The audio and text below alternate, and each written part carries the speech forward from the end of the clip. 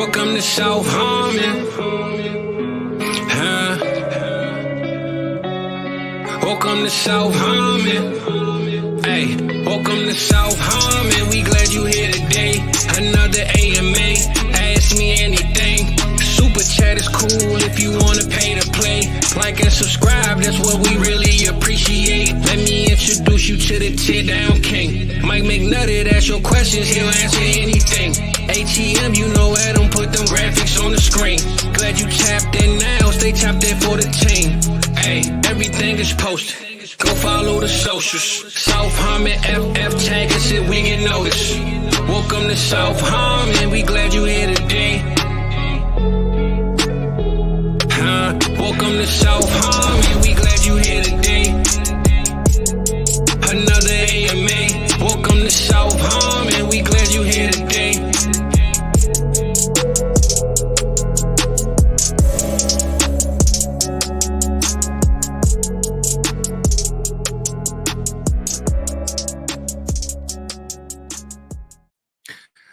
Hey, welcome to South Harmon. What's good? What's good? What's good? How y'all feeling, man? What up, Mike? How we feeling, bro? We're doing good, man. Today was a weird day, though, having a day off in the middle of the week and then having to come back for one day. Like, that was fucked up. Just give me the whole weekend. What are we doing here? Hey, must be nice because I wasn't off. So, congratulations. Did you have to work on the 4th? Oh yeah. It was holiday pay though, so I wasn't mad. You know. Oh, so you okay? Yeah, I had Thursday off. I had to go back to work today, which was like, this fucking weird, sucks, right? man. Yeah, one day. Fuck y'all. Can wait till Monday, can it? Well, the good thing for me was no traffic. So no That's traffic yesterday, none today. So at least you got to work. Don't be sitting in traffic, right? Yeah, that would make it bad. How long's your commute for you? Like, how long does it take for you to get to work at home? With my job, I don't have one location, so I'm like 3-4 different places out the week. So my longest commute, I would say, is Monday, and currently that's probably like on an average 35-40 minutes. Okay. Yeah, well, it beats mine. I'm 15 minutes. Oh yeah. Now on my Friday and Saturday, I'm 15 minutes, 100%. My Monday though is like, and then it's worse because it's Monday, so it's like, damn, bro, I gotta work. What the fuck, man? You didn't tell me I had Jimmy John's left in my beard too. I ain't see it, bro. I ain't see it. There it is. This side. That's like a chip or some shit. Damn, I ain't see it till you just said something, bro. You know I would have gave you the scoop, man. Oh, it's like buried in there. Nah, I would have gave you the fat scoop, shit. That Jimmy John's was good dinner though. Nah, I would have gave you the scoop, man. I never had Jimmy John's though. Oh, never. I live on it. Yeah, I never. Can't tell. Number 7, spicy East Coast Italian. Oh, every time. You already know what's up there. Put the jalapenos on it. Give me the capicola. Yeah, it's my stuff. I had Italian beef for lunch too, so it's like an Italian day for me. Okay, all right. 4th of July may be America's birthday. 5th of July, Mike celebrates by eating nothing but Italian. Yeah. So what you do for the 4th yesterday, man? You get into anything? No, I didn't do shit. Wife and kid had gone back to her parents' house, hang out at the river. I had way too much sun on Sunday. If y'all can't tell, I still got a little bit of a sunburn going. So, you was like, baby, I ain't fucking going outside. So fuck that. I got roasted in a minor league baseball game. So, oh yeah. I just hung out in the house, enjoyed the day off, fucked around on a little 2K, a little podcast work, a little housekeep CEO kind of stuff. And we're good to go. Ready to rock for the weekend now. No big plans. Okay. I ain't getting into too much, man. I chilled in the crib. My dog was tripping off them fireworks yesterday, man. I was like, damn. Yeah, he wasn't feeling it. So I said, we lucked out here. We lucked out here. So the older I get, like the more I'm like, can y'all just keep it kind of, within reason, like 3 a.m. Don't be lighting off fucking fireworks. All right. Like, let's be normal. Okay. Good luck. So last night when I went to bed, so I could go to work today, the big fireworks are going off in town, right? Like everybody's shooting off shit. The main ones are going. I tell you what, Fizz, right as that last one hit, like I heard the grand finale or whatever go off. I heard the last big explosions. You had a couple people pop off local fireworks. Then I heard the biggest crack of fucking thunder around. And then it just fucking opened up the heavens and downpoured. And I'm like, well, I ain't got to worry about them motherfuckers lighting up fireworks at 3 a.m. now. Nah, once that last big boom happened, it's like show over. You know what I'm saying? The big show is ended the ring, right? That's it. What I didn't know, man, I live in Dubuque, Iowa. It's right on the Mississippi. For 15 years now, I think 15 years. I was today years old when I realized we had an air show on the 4th of July. So maybe next year I'll go check that shit out. Okay. They had like skydivers and paratroopers and, big military planes, prop planes doing all kinds of tricks and shit. Somebody showed me some videos of it. And like, yeah, they do it every year. And I'm like, get the fuck out of here, man. I live here. I didn't even know that shit happened. Yeah. Well, at least you know now, right? So, yes, sir. It's too hot here, man. I'm not going nowhere, man. I ain't trying to see nothing with fire included, bro. Like, do we have ice shows? I go to that because it's too damn hot right now. Disney on ice. Listen, I would gladly go to an ice show, bro. I don't want nothing to do with no fireworks right now, man. How hot is it there right now? I think today was like 93, 94, but it just feels hotter. Like, it's just hot, bro. It's hot. I get it. Like I'm telling you, I got the air on in my house, bro, and it's just like it's working, but it's not working. Maybe because I had to break my non-drinking clause. I told Mike earlier, man. So maybe it's a little bit of the liquor coming out of me too. I'm not sure, but good God, man, it's spicy up in here. Yeah. I got a little bit of drink, man. He's back. I'm gonna try to lay off it, man, after the day, but I needed it this week, man. So we good. We back in rotation. I'm ramping up, man. I might go to 2 glasses in a night. You never know. Hey, I just need to hit them ice cubes. Cling, cling, cling, cling. You know what I'm saying? Hey, that's how you know the show's going. Your cup sound like them rappers' jewelry, man. That's how it be sounding, man. That's the only ice I got. Only ice I can afford. So look, man, I know it was funny, right? So I was sitting back and I said, I was going to bring out some of my kicks and I was thinking about what I wanted to show this week. And I remember last week, I believe you had brought up Allen Iverson and we was talking about, or maybe it was Adam. Somebody was talking about Allen Iverson and we was talking about Reebok and all this. So I said, let me get my whole 4th of July fit on with my red and my blue and my white. So I said, man, let me bring out the red, white, and blue AIs, man. So I don't know if you saw these, Mike, but no. So listen, right? I went to New York. I went to go see the Patriots versus the Jets in New York. This is probably 20. Tom Brady was still playing. So this was definitely before the Tampa Bay time, whatever that was. So this is probably Tom's last year. Right up to 2019. I think 2019 was his last year. Yeah, okay. Had to been 2019, matter of fact, because COVID hit right after that, and I didn't travel for a while. So you're right. Yep. 2019, we was at that game, and I heard these was coming out. These was like the retros, but they were like I guess an anniversary, because if you see the red toe and the white and the blue toe, so of course they sold them separately, but they never came out together. And I'm in New York, Manhattan, walking around, and I see them in the glass, and I said, bro, I thought these come out in 2 weeks or something. Go inside, and the guy like, yeah, man, they dropped them today.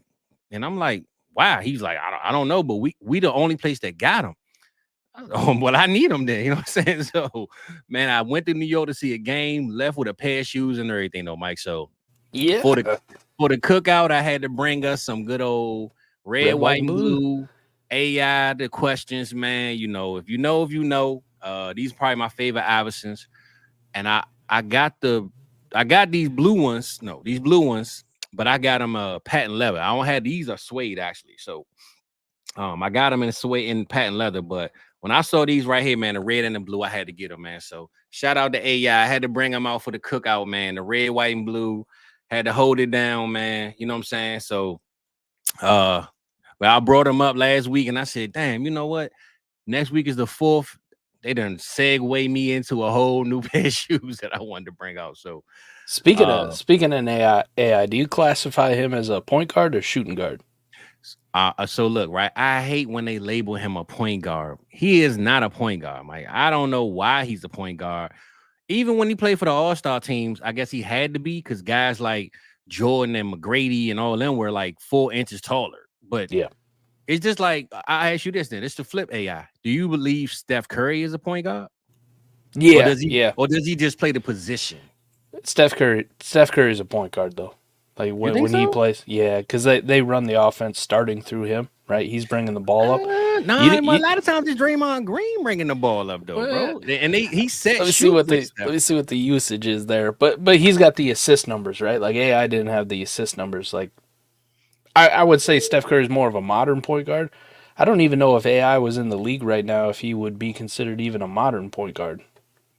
Maybe they use him that way, but they use dusty ass, old ass Eric Snow, gross ass, couldn't fucking shoot for shit as the point guard. That team that he went to championship with was the worst team in the league, bro. I don't know how the hell. I mean, I know they had the 6th man of the year, and Aaron McKee. They had Mutombo, but come on, bro. They really Theo Ratliff. Yeah, come on. Who's teams that went to the finals though? Speaking of that, whose team was worse? LeBron's that he took that first Cavs team to the finals, or AI's when he went up against the Lakers? Because I think it's a pretty close battle. I would say LeBron because, again, Philly had the 6th man and the defensive player of the year on his team, on that team. The Cavs had Mo Williams and, some like not even role players. These is dudes that come in and if they score, cool. If not, then we don't expect them to anyway. So I would say LeBron had a tougher road. At least with LeBron, like Igauskas was good. Oh yeah, that was my guy. He was underrated. What's my man name? Maybe Mutombo is the counterpoint on the Sixers. Then you had, like you said, you had Mo Williams. Was Daniel Boobie Gibson on that team too? He was on. Yeah, he was on the LeBron team. Later? Yep. So remember, I forgot his name, man. He played for the Wizards too. I want to say he played with Philly and that LeBron team. He played small forward. Man. Damn, Mike, I can't remember. I'm gonna go to it right now. He played small. I'm going to the roster right now. And that's my guy too. Was he on this team though? No, he wasn't on this team. Okay. So he played. So the Iverson team. Yep. Yeah, Roger Bell, Rodney Buford, Matt Geiger. Yeah, Tyrone Hill. I like Matt Geiger only because I like that team though. Tyrone Hill, Jermaine Jones. I recognize those guys. Tony Kukoc, which I don't remember him playing on that team, so he must have been at the very end of his career. George Lynch. I do remember George Lynch. Todd McCullough. Vernon Maxwell. Aaron McKee, like you mentioned. Yep. Naz Muhammad. Man, that must have been a real young Naz Muhammad. Definitely. Dikembe Mutombo, Kevin Ollie, I do remember Theo Ratliff, and Eric Snow. I'm trying to think. What is the shooting guard or the small forward? He played in Washington. He played with Iverson, and he played with LeBron, I believe, in Cleveland. I love him too, man. He could ball. He ain't never get a lot of love. Man, I can't remember his name, Mike. Yeah, I ain't gonna spend too much time on it, but I can't remember his name. But I thought he was on that championship team, and he wasn't. But yeah, when you look back at, like I said, Larry Hughes. Larry Hughes. That was the dude you look for. Yep. So was he on that LeBron team? He was on the LeBron team. So LeBron's team was Shannon Brown. He was a rookie though. So before he went to the Lakers, Boobie Gibson was a rookie. Drew Gooden, Larry Hughes, Big Z, Damon Jones, who could shoot the lights out. Donyell Marshall. And he got Keisha Cole, man. He ain't supposed to hit my girl, man. Hold up, man. Donyell Marshall, who's at the end of his career. Sasha Pavlovich. I remember that guy. Oh, yeah. Yep. Scott Pollard. Yeah. Oh, Yep. I remember him. Eric Snow. Eric Snow was on that fucking Cavs team, too. Yep. I remember Larry David Hughes Wesley. And Snow. They both played with LeBron and Iverson, but Hughes must not have been on that championship team. But they both played with LeBron and Iverson, though.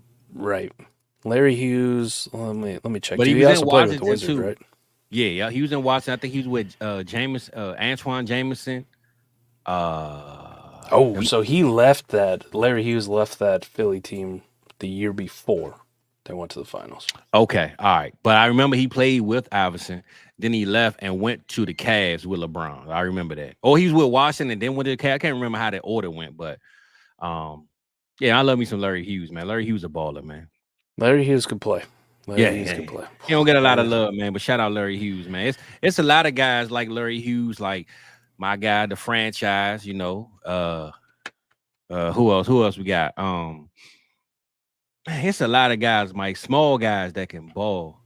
Steve Francis was my dog, though. He a Stevie Maryland, franchise. he's a Maryland representative, man. So I gotta represent Stevie, man. I like Steve Francis a lot. So do you look at him as a point guard? Because that's what he played, right? Yeah. He actually played point guard though.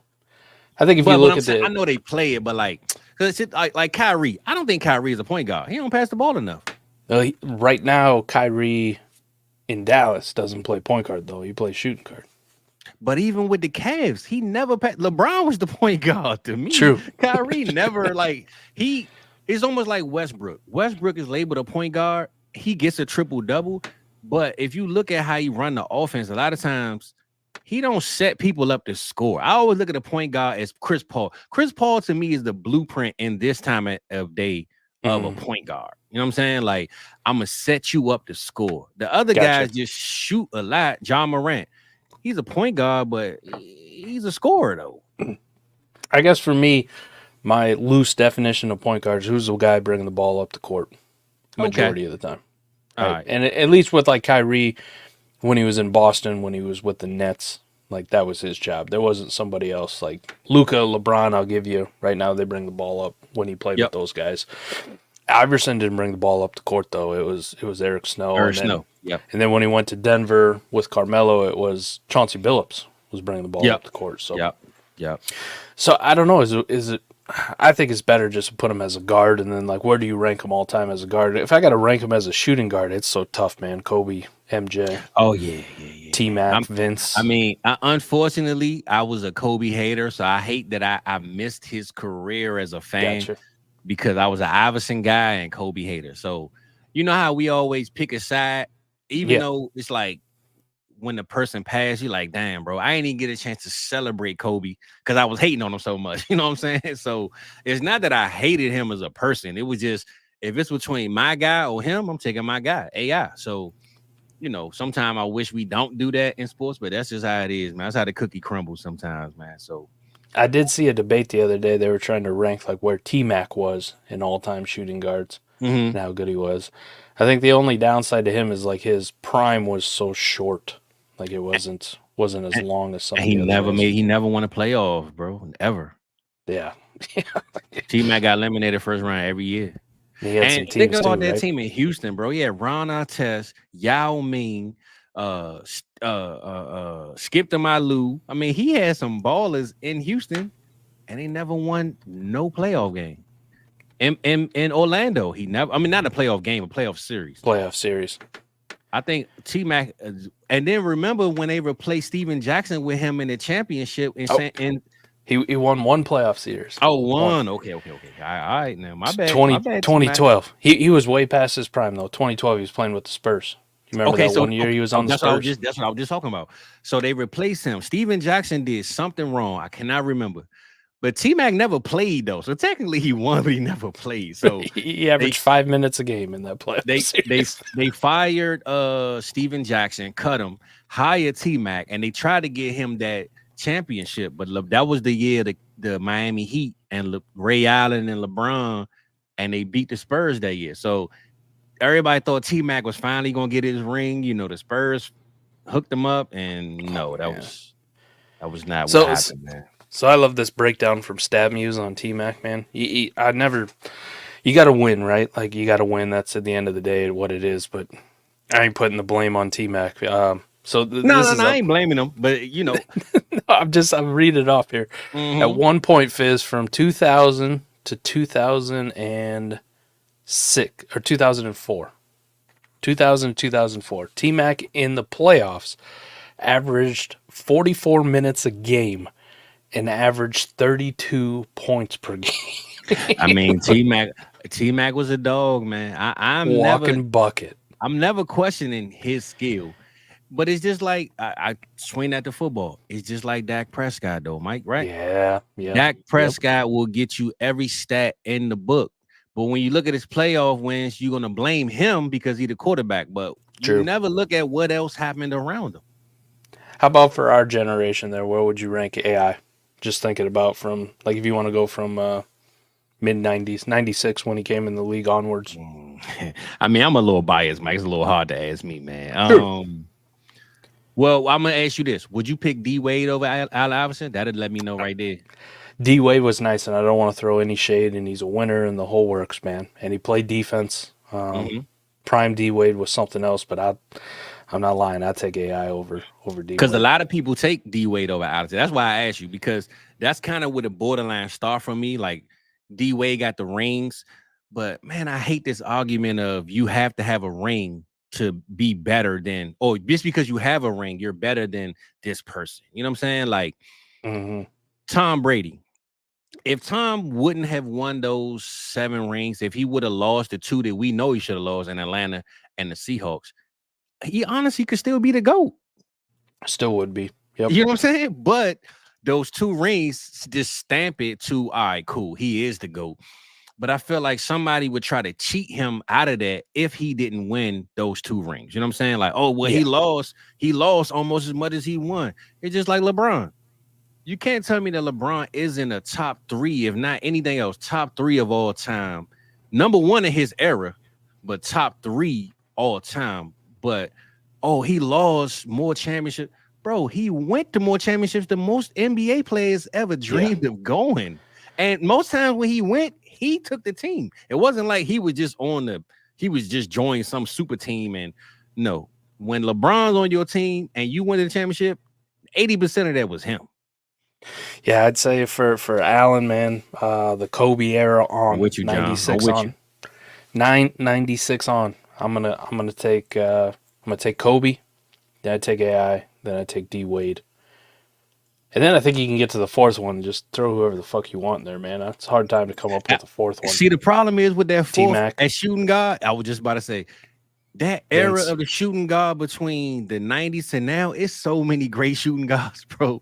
Yeah, it's like it's so many good ones, man. It's hard to pick which shooting guard I'm gonna take after AI, man. I ain't gonna lie. I love me some D Wade. I ain't taking nothing from D Wade, but I feel like if we're gonna put D Wade at 3, the next guy might be on his heels. He like right here on him, even without the ring. I just can't tell you who. I ain't gonna lie. We gotta wait over man. AI. I feel you. I ain't knocking you, E. You know. I'm pretty sure Theo is a big Miami fan though. So yeah, probably Theo. You know, hey, listen, I ain't mad at you, Theo. Yeah, hey look, but I like what John said because I love John me some Dan, man. Dan is my guy, bro, and I feel like if Dan was in this league, he might put up 6,000 yards, man. I ain't gonna lie. He was putting up almost 5,000 when he was playing back then. That championship ring don't mean nothing to me when it comes to Dan Marino. Yep. I did find out last year Dan Marino's an asshole though in person. Whatever that's worth. So well, he in Miami, man. Like I say, a lot of them guys, man, you know, they pretty boys, man. Yeah, well, that he also had some shit that some people did to him, so I understand why he's a little bit jaded, man. He kind of got put out on the interwebs and stuff when that was first getting started about some marriage problems, and his personal life became public. And, yeah, he was a little salty that day. But he's kind of a dickhead. I'm not gonna lie. I met him in person, and I'm like, you're an asshole, bro. Well, look, I say this, Mike. Maybe if he would have got a ring, he might have been less calm. He would have been a little calm. Maybe he wouldn't be such an asshole. Maybe he a little tense right now. He ain't got that ring, man. He felt like y'all hating on him, man. I don't know. I want Ace Ventura, Dan Marino back. You know. That's what I'm talking about. Ray Finkel. Where Ray Finkel at? Bring him in. Ray Finkel. Hey, I see we got some questions in the chat for some team. Tyler, where you at, man? So look, that's what I noticed. Right? I saw Tyler. He wrote us at 7:30. I said, look. If they in the chat, I'm gonna hit them up ASAP. You know what I'm saying? But if you ain't in the chat, we gonna get to you late, man. I don't want you writing a comment and rolling out on me, Tyler. You know what I'm saying? So I see he's coming back for it though. Yeah, I know. I ain't mad at him. I'm gonna get to him. I saved it. I don't want you to leave your comment at 3:00 and then leave and don't tap in with me, Playboy. That's all it is. That's all it is. But we gonna hook you up though before we get out of here. And A Campbell Toe. I never seen no name like that, but A Campbell Toe. What a fucking name. Not a camel toe, a Campbell Toe. Okay, I like that one. Yeah, so look, we 20 minutes in, man. We having a good time, and we appreciate y'all being here. But the meat and potatoes of the show, man, you know, 4th of July, the fireworks going on, all this good stuff. And I just had a thought like we look at spike weeks and we look at the best player. Nobody care about the 6th, 7th, 8th man on the team. You know what I'm saying? We care about the number one players on the team. So tonight I really want to discuss the players in your lineups or this in football in general that you look at and you say, man, I know for sure this guy gonna give me receiver 1, tight end 1, quarterback 1, running back 1 numbers every single week. Like if you had to bet on this guy or maybe the guy behind him to offset each other to be 1 and 2 at their position every single week, who are those guys? So that was the purpose of the night show. The firecrackers on your lineup. That's really how I phrase it. The firecrackers in your lineup. We want to talk about some firecrackers tonight. And you look at the thumbnail I had up, man. Tyreek Hill, of course, we all know he can get you 40 points. He can get you 50 points. You know what I'm saying?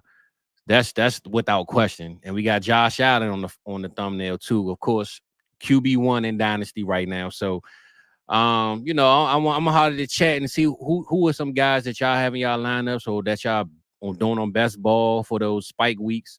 And let's try to break down who literally can week 1, week 2, week 3, week 4. Out of those 4 weeks, 3 or 4 of those weeks they receiver 1 or running back 1. You know what I'm saying? We're gonna try to break that down and help y'all out. They might be doing the best ball tonight. You know what I'm saying? So let's tap into that tonight for them people, Mike. So how about this, man? I'll start with quarterbacks. You put them on the thumbnail.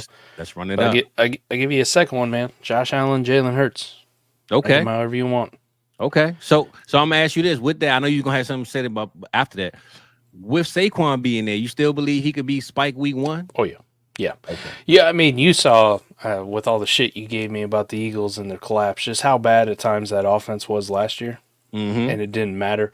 So imagine if they get that kind of straightened out under Kellen Moore. I know you don't like Kellen Moore, but we can for both fantasy. I don't like him for NFL a team purposes. Yeah. Fantasy and numbers and points. But this is what I like about Hurts this year versus last year. Last year, he got a lot of rushing touchdowns, right, for his numbers. Yep. This year, I believe he's going to be more of a passer than what people think. I think they getting the leg part a little bit misconstrued. One thing I know about Kellen Moore, he's going to throw that ball, bro. It don't matter if you could throw or not. It don't matter. He going to make you throw it. So the Devonta Smith shares, the A.J. Brown, the Dallas Goedert, anybody on that receiving core right now that's catching the ball, I'm betting the house on him because Kellen Moore gonna throw that ball. So if we talking numbers, I trust the process of more passing than the rushing aspect in y'all offense this year for me, for Jalen. So with him, right, upgraded offense coordinator, at least for fantasy purposes. Yep. Upgrade in the running back department, big time. Yep. They upgraded their number 3 wide receiver, which wasn't hard to do. I mean, Quez Watkins is a pretty fucking low bar to hit. And Dallas Goedert's fully healthy. So you kind of they did lose Jason Kelce, but we got guys to replace him. They're not going to be Jason Kelce, but they're pretty fucking good young guys on the inside anyway. So I'm excited for Jalen Hurts, and he gave you that all last year with all that shit going against him, and he had that bum knee for most of the season. So and he was still up there, number 2 quarterback overall. And as far as spike weeks go, him and Josh Allen both 9 apiece, leading the league. So those are the 2 guys you start the conversation with for spike weeks quarterbacks. Okay. There's really nobody else even close. So because I see John, which he make a good point. So if my theory is right with more passing than rushing, do you still believe that it's still going? That's not going to offset as much. Yeah. If you really look at it, right, I still want those rushing guys. But if you're going to tell me, I mean, what did Hurts finish with last year? 500 yards on the ground on a bum knee? Yep, 500 plus. Yep. He's still going to run for probably that 605 last year. Okay. I mean, his floor is like 500, 450, 500, right? Yeah. I mean, Josh Allen floor is like 450, 500. So his floor is probably 500. Yeah. His floor is probably 500 and like 6 touchdowns on the ground. Okay. Now, if he can get to, let's just say he gets closer to like what Josh Allen does as far as through the air, listen, I'll take that floor rushing because he's going to be pushing 4,500 yards instead of in the 3,000s. Mm-hmm. I think it's doable for him. Every offense Kellen Moore does is like approaching 700 pass attempts. So I think it kind of offsets that, even though Kellen Moore might favor more passing than running, the offense is going to be a hell of a lot faster, and there's going to be more plays run than it ever has been. Yeah. Not Oh as yeah. slow and methodical. So a lot of that just kind of offsets itself. So Jalen Hurts still QB1 conversation easily. Okay. All right. Well. Look, Carlos, I'm gonna get to you in a minute, bro. I got you. Once I get my little segment out the way, I got you, bro. So when it comes to me for quarterbacks, you know me, man. I don't look at no research, bro. I just go with what I see, right? Mm-hmm. And the guy has 2 MVPs, man. And all they do is keep adding to him. They keep helping him out. They add more players. I don't see why Lamar Jackson can't be QB1, man. Like when I say Could be. QB1, I don't mean like, MVP of the NFL. I mean like a lot of times he doesn't get the fantasy points he deserves because the offense might slow down or the defense is just so good they don't use them as much. You know what I'm saying? But I feel like even with those MVPs, he needs to prove to us that he is without a doubt the best quarterback in the league. Like, because even with the MVP last year, it was still questionable. People had Dak, people had Purdy, and I feel like if Dak wasn't the Dallas Cowboy quarterback and Dallas wasn't hated so much, Dak might have won it, man. If you look at the numbers, Dak beating Lamar on almost every category but rushing. If we talking numbers, but Baltimore had the clear better team. I mean, it was no question about that. But I feel like Lamar, to me, he wants to prove and he has to prove that. Listen, I know Pat Mahomes got the rings, but this year is my year. I got the 2 MVPs, but he got the Super Bowl rings. That's what really matters. So, I feel like Spike Week guy for me, man. With Derrick Henry being there, and now Lamar has more room to run because they scared of Derrick Henry. They might, if you do a read option with Derrick Henry, I'm gonna fake it every time. I ain't gonna throw it to Henry. I'm gonna just fake that ball and run up because they're gonna be so focused on Derrick Henry that now the running game is so deadly. I could do what I want to do. So I think I like Lamar, man, for a great QB spike on a consistent basis. And since you went 2 and we went Josh and Hurts, I think the number 2, man, I might be with you. I might have to go Hurts, bro. I'm gonna say 1 because I'm gonna say Lamar 1, but I will go Hurts 2 this year, man, because I believe Kellen Moore's, even if he rushing or not, Kellen Moore's gonna have him throwing the ball so much. Dak Prescott was like quarterback 2 and 3 in fantasy with just throwing the ball. So I don't see why Hurts can't do that, plus rushing yards added. So I would go Lamar and Hurts, man, 1 and 2 for me for those spike weeks. I can get behind it. I can get behind it, man. I did see John put in there about Hurts not getting all them tush pushes, but people always forget that 2 fucking years ago the tush push wasn't even a thing. I mean, it wasn't until midway through the 2022 season that we saw the tush push. And if I just look at 2 years ago, 2021, no tush push. They didn't run it. Still put up 10 rushing touchdowns, almost 800 yards on the ground, 21.5 fantasy points. And don't forget, Kellen Moore loved to throw the ball to running back too. Saquon Barkley, he's one of the best running backs in the league, man. So he can get the ball from the 20-yard line and take it to the house. So sure can. I mean, like I said, if I had to bet right now on QB 1 and 2, I'm going Lamar and Hurts, man. That's my bet. If I got to bet on any of the quarterbacks, so it's those Russian guys. So it's going to be Hurts. Yeah. It's going to be Allen. It's going to be Lamar. I hate to only label it 2 because you know I wanted to throw Jaden Daniels in there somewhere, but I don't see him 1 and 2. But if I had to give him top 7, top 8, he's there. Yep. I'm not gonna give him 1 and 2 though. So right now we just talking about the consistent guys this week that we think are gonna lead the league in their position. And at quarterback, like I said, Mike gonna go Allen and Hurts. I'm definitely going Lamar and Hurts. And yeah, I like those odds, man. If I had to bet on them, so I'll let you go at running back. Pick your 2 running backs, and I'll get 2 running backs up there. Okay, so and I mean, of course, it's kind of like CMC is like an auto pick, man. So it's kind of a cheat code, right? Like it's like, do I even get to name him? You know what I'm saying? Yeah, take him, man. I took the layup and Josh Allen. You could take the layup. I know, man. But I kind of hate having to add CMC, like, you know. But I will say this, right? Me personally, now this is just wishful thinking. I really like Brees Hall, man, for running back one this year, man. I'm There you going go. Brees Hall RB1, bro. And the reason why Aaron Rodgers still ain't with the team, he over in Egypt or London or wherever he is. Where the fuck is that? The O-line has gotten better. And I really don't think that they're going to let Aaron Rodgers just go out there and try to win games. I think they still want to slow the ball down. They got to build their defense is great. They got a greater defense. I mean, it sounds good until you down 40 points. You got to throw the ball. But I just don't see their defense being that bad to the point where they have to throw the ball so much. And as much as we love Garrett Wilson, and I believe Garrett Wilson is going to be a dog this year, I just think Brees Hall can do what Saquon did with his team in New York. So I believe Brees Hall is a sneaky RB1. If not all those receiving yards, maybe the rushing touchdown production to spike up a little bit with the O-line. And if I had to go to, because I'm going to leave CMC as an auto pick, man. I think we're going to leave him out of this mix, man. Auto I think pick. he's auto pick, bro. So I'm going to go, but I am going to say Brees Hall is my RB1 this year, though. I will admit that. But if I had to go next after the CMC Brees Hall era, I mean, Bijan talking some good talk, man. How they trying to use them like CMC? Yeah. He talking that talk, man. I just think Kirk, man, especially with Penix being there, Kirk gonna want to throw that ball, man. He ain't gonna want to hand it off to Bijan, man.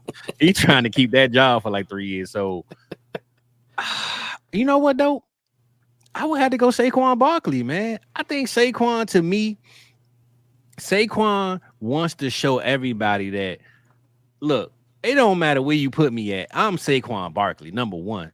But number two, again, I go back to Kellen Moore. If you look at what Tony Pollard did behind Zeke Elliott, Tony Pollard was starting behind Zeke Elliott and still made the Pro Bowl with, 900 yards rushing, maybe 500 yards receiving.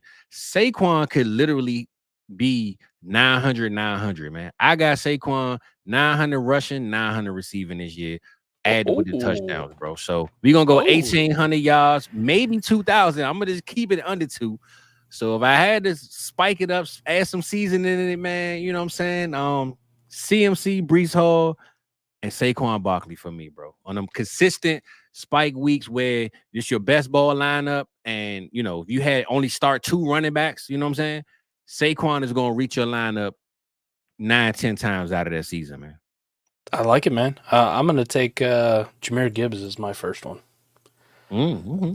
Especially once he kind of pushed Monty out of the way, which you saw towards the end of the season. He did. Like was the last 9 games. I think he scored a touchdown like the last 9 games or something like that. Yep. As far as total number of spike weeks, he's tied with Brees Hall and Kyron at 6. Okay. Top. He did that as a rookie where he didn't really get going. Remember, there was a time there people were panic selling Jahmyr Gibbs probably about week 6 because he hadn't done shit up to that point, really.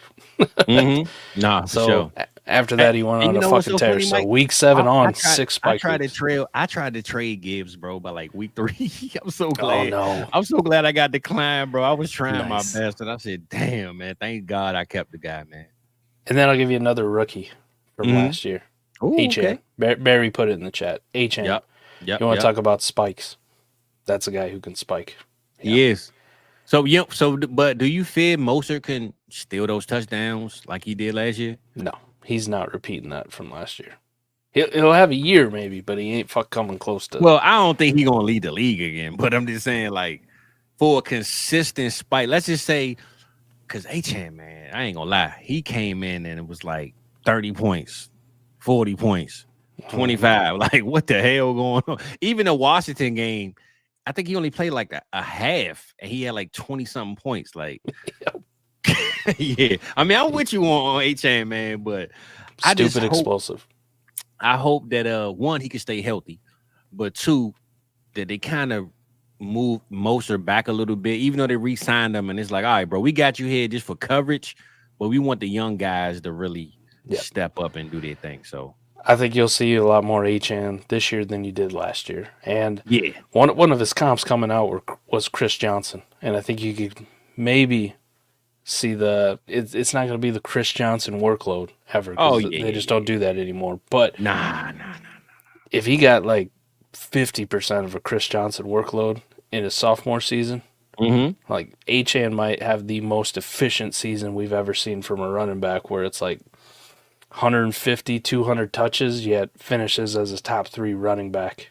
And you probably have weeks where he's in the 30s, and you're like, oh, shit. But you're going to have weeks where he's putting up 50 burgers. You're going like, that fucker won me the week himself. Yeah. All by himself. Yeah. And Matt Gomes, I like this comment. My only fear with ETN, I think they want Trevor to throw the ball a lot more this year. I think they really want him to. They went and got Gabe Davis. They went and drafted Brian Thomas. I'm and a big pass on ETN. Yeah, I ain't gonna say I'm a pass on him, but I don't think ETN is gonna have that spike week. I say this, he might have spike weeks. I just don't know how consistent they'll be. Let's just say that. Like he might get you 20, then the next week he might get you 9. You know what I'm saying? Like I don't see him consistently wanting or reaching my starting lineup if I'm in a 2 RB lineup with a lot of flexes and receivers going in. All he is at this point like kind of just a volume pig because there's nobody else there, which is consistent. But we got to talk about him more in the breadth of Najee Harris than we do as somebody who's going to win your fantasy league. There's a lot of metrics with him, Fizz, that just for a guy whose game is predicated on speed and breakaway run to be fucking 35th in the league as Travis Etienne and breakaway runs is like, what the fuck happened? Like, why? Yeah. Why you look like you're running in mud and you can't just get out of the blocks? Yards created per touch, he's one of the worst starting running backs in the entire league. That was not good to see. So, I don't know, man. ETN just kind of that volume's king for running backs, but to a point. If I'm looking for upside, I don't know how much upside he actually offers versus cost for me. Yeah, and one thing I know about Dougie P, man, he loved running that multiple running back scheme, man. He don't go with one guy. I learned that in Philly, where I thought it was one running back, like Miles Sanders was going to be the one, and then Jay Ajayi came, and all these other people. Like Doug just like running multiple guys, and I don't know if he's going to give ETN enough work that we can say I trust him on a week-to-week basis. Will he lead the league in rushing and all that? I believe so, but I think this is Trevor Etienne's team. I mean, Trevor Lawrence's team, and I think they want to really throw that ball, man, and get him where he want to be. So, I like Etienne though. I just don't know how consistent I can trust him. So, best ball, I don't mind him. Lineup, I'm not sure how I'm gonna set him up. Wide receivers here. I'm gonna break your heart. Okay, yeah, let's touch on receivers, man. What you got? I'm gonna let you go. Where we going? Tyreek Hills, CeeDee Lamb. End of list. Hey, Mike, I ain't gonna lie. I feel like those auto picks, though, bro. I ain't gonna lie to you. All right, I'll give you 2. Because I'm gonna be honest. Picks, yeah, I would definitely pick the same. So that's why I say it's like that's right. Because one thing I hate about this conversation, I feel like we talking about obvious guys, but some guys like Lamar for me, I ranked a little higher than most people. So it kind of gives us a little bit of a differential opinion. But Tyreek and CD, bro, you're not gonna argue with me. I ain't gonna argue with you. It's kind of like, those guys are off the list, man. But I will say, on top of that, if I had to pick 2 receivers and consistently every single week I needed to win a league, it's gonna be those 2 guys, no question. I'll give you some more off the radar ones. Brandon Ayuk. Okay. Brandon Ayuk had a lot of spike weeks last year. And it's a guy who just still has yet to get the volume. Ayuk, he still hasn't got the volume, but that offense is so fucking efficient. Brandon Ayuk is he going to be in that offense, though? Yeah, that's true.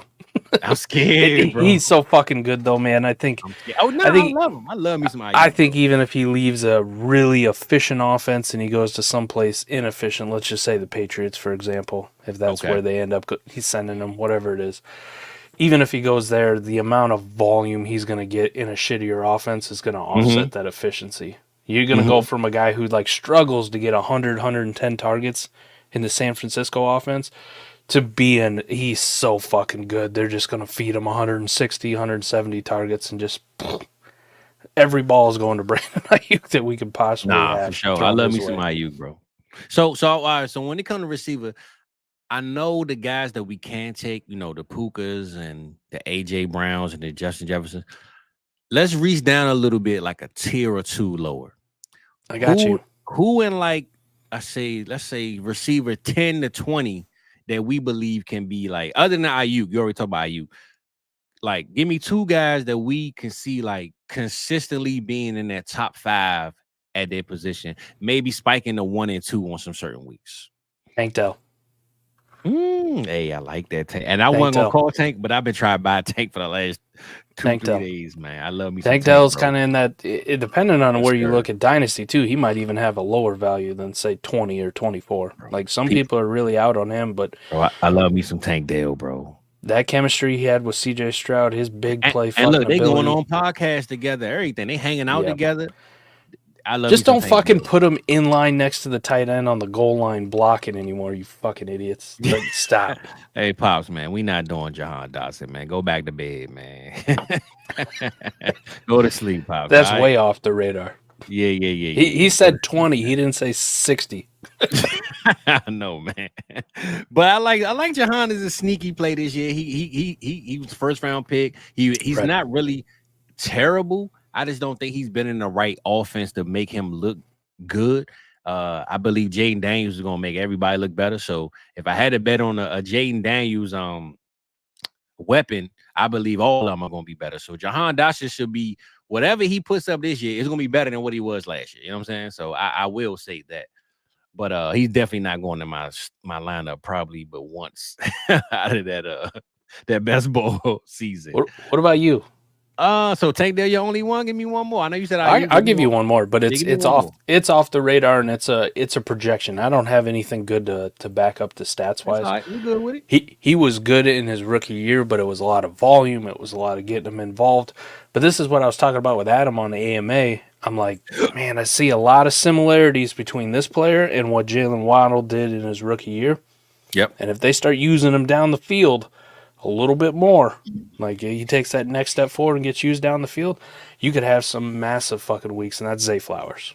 Zay Flowers. Little helmet right behind me. Boston College, Zay Flowers. So I do love Zay. I do love Zay.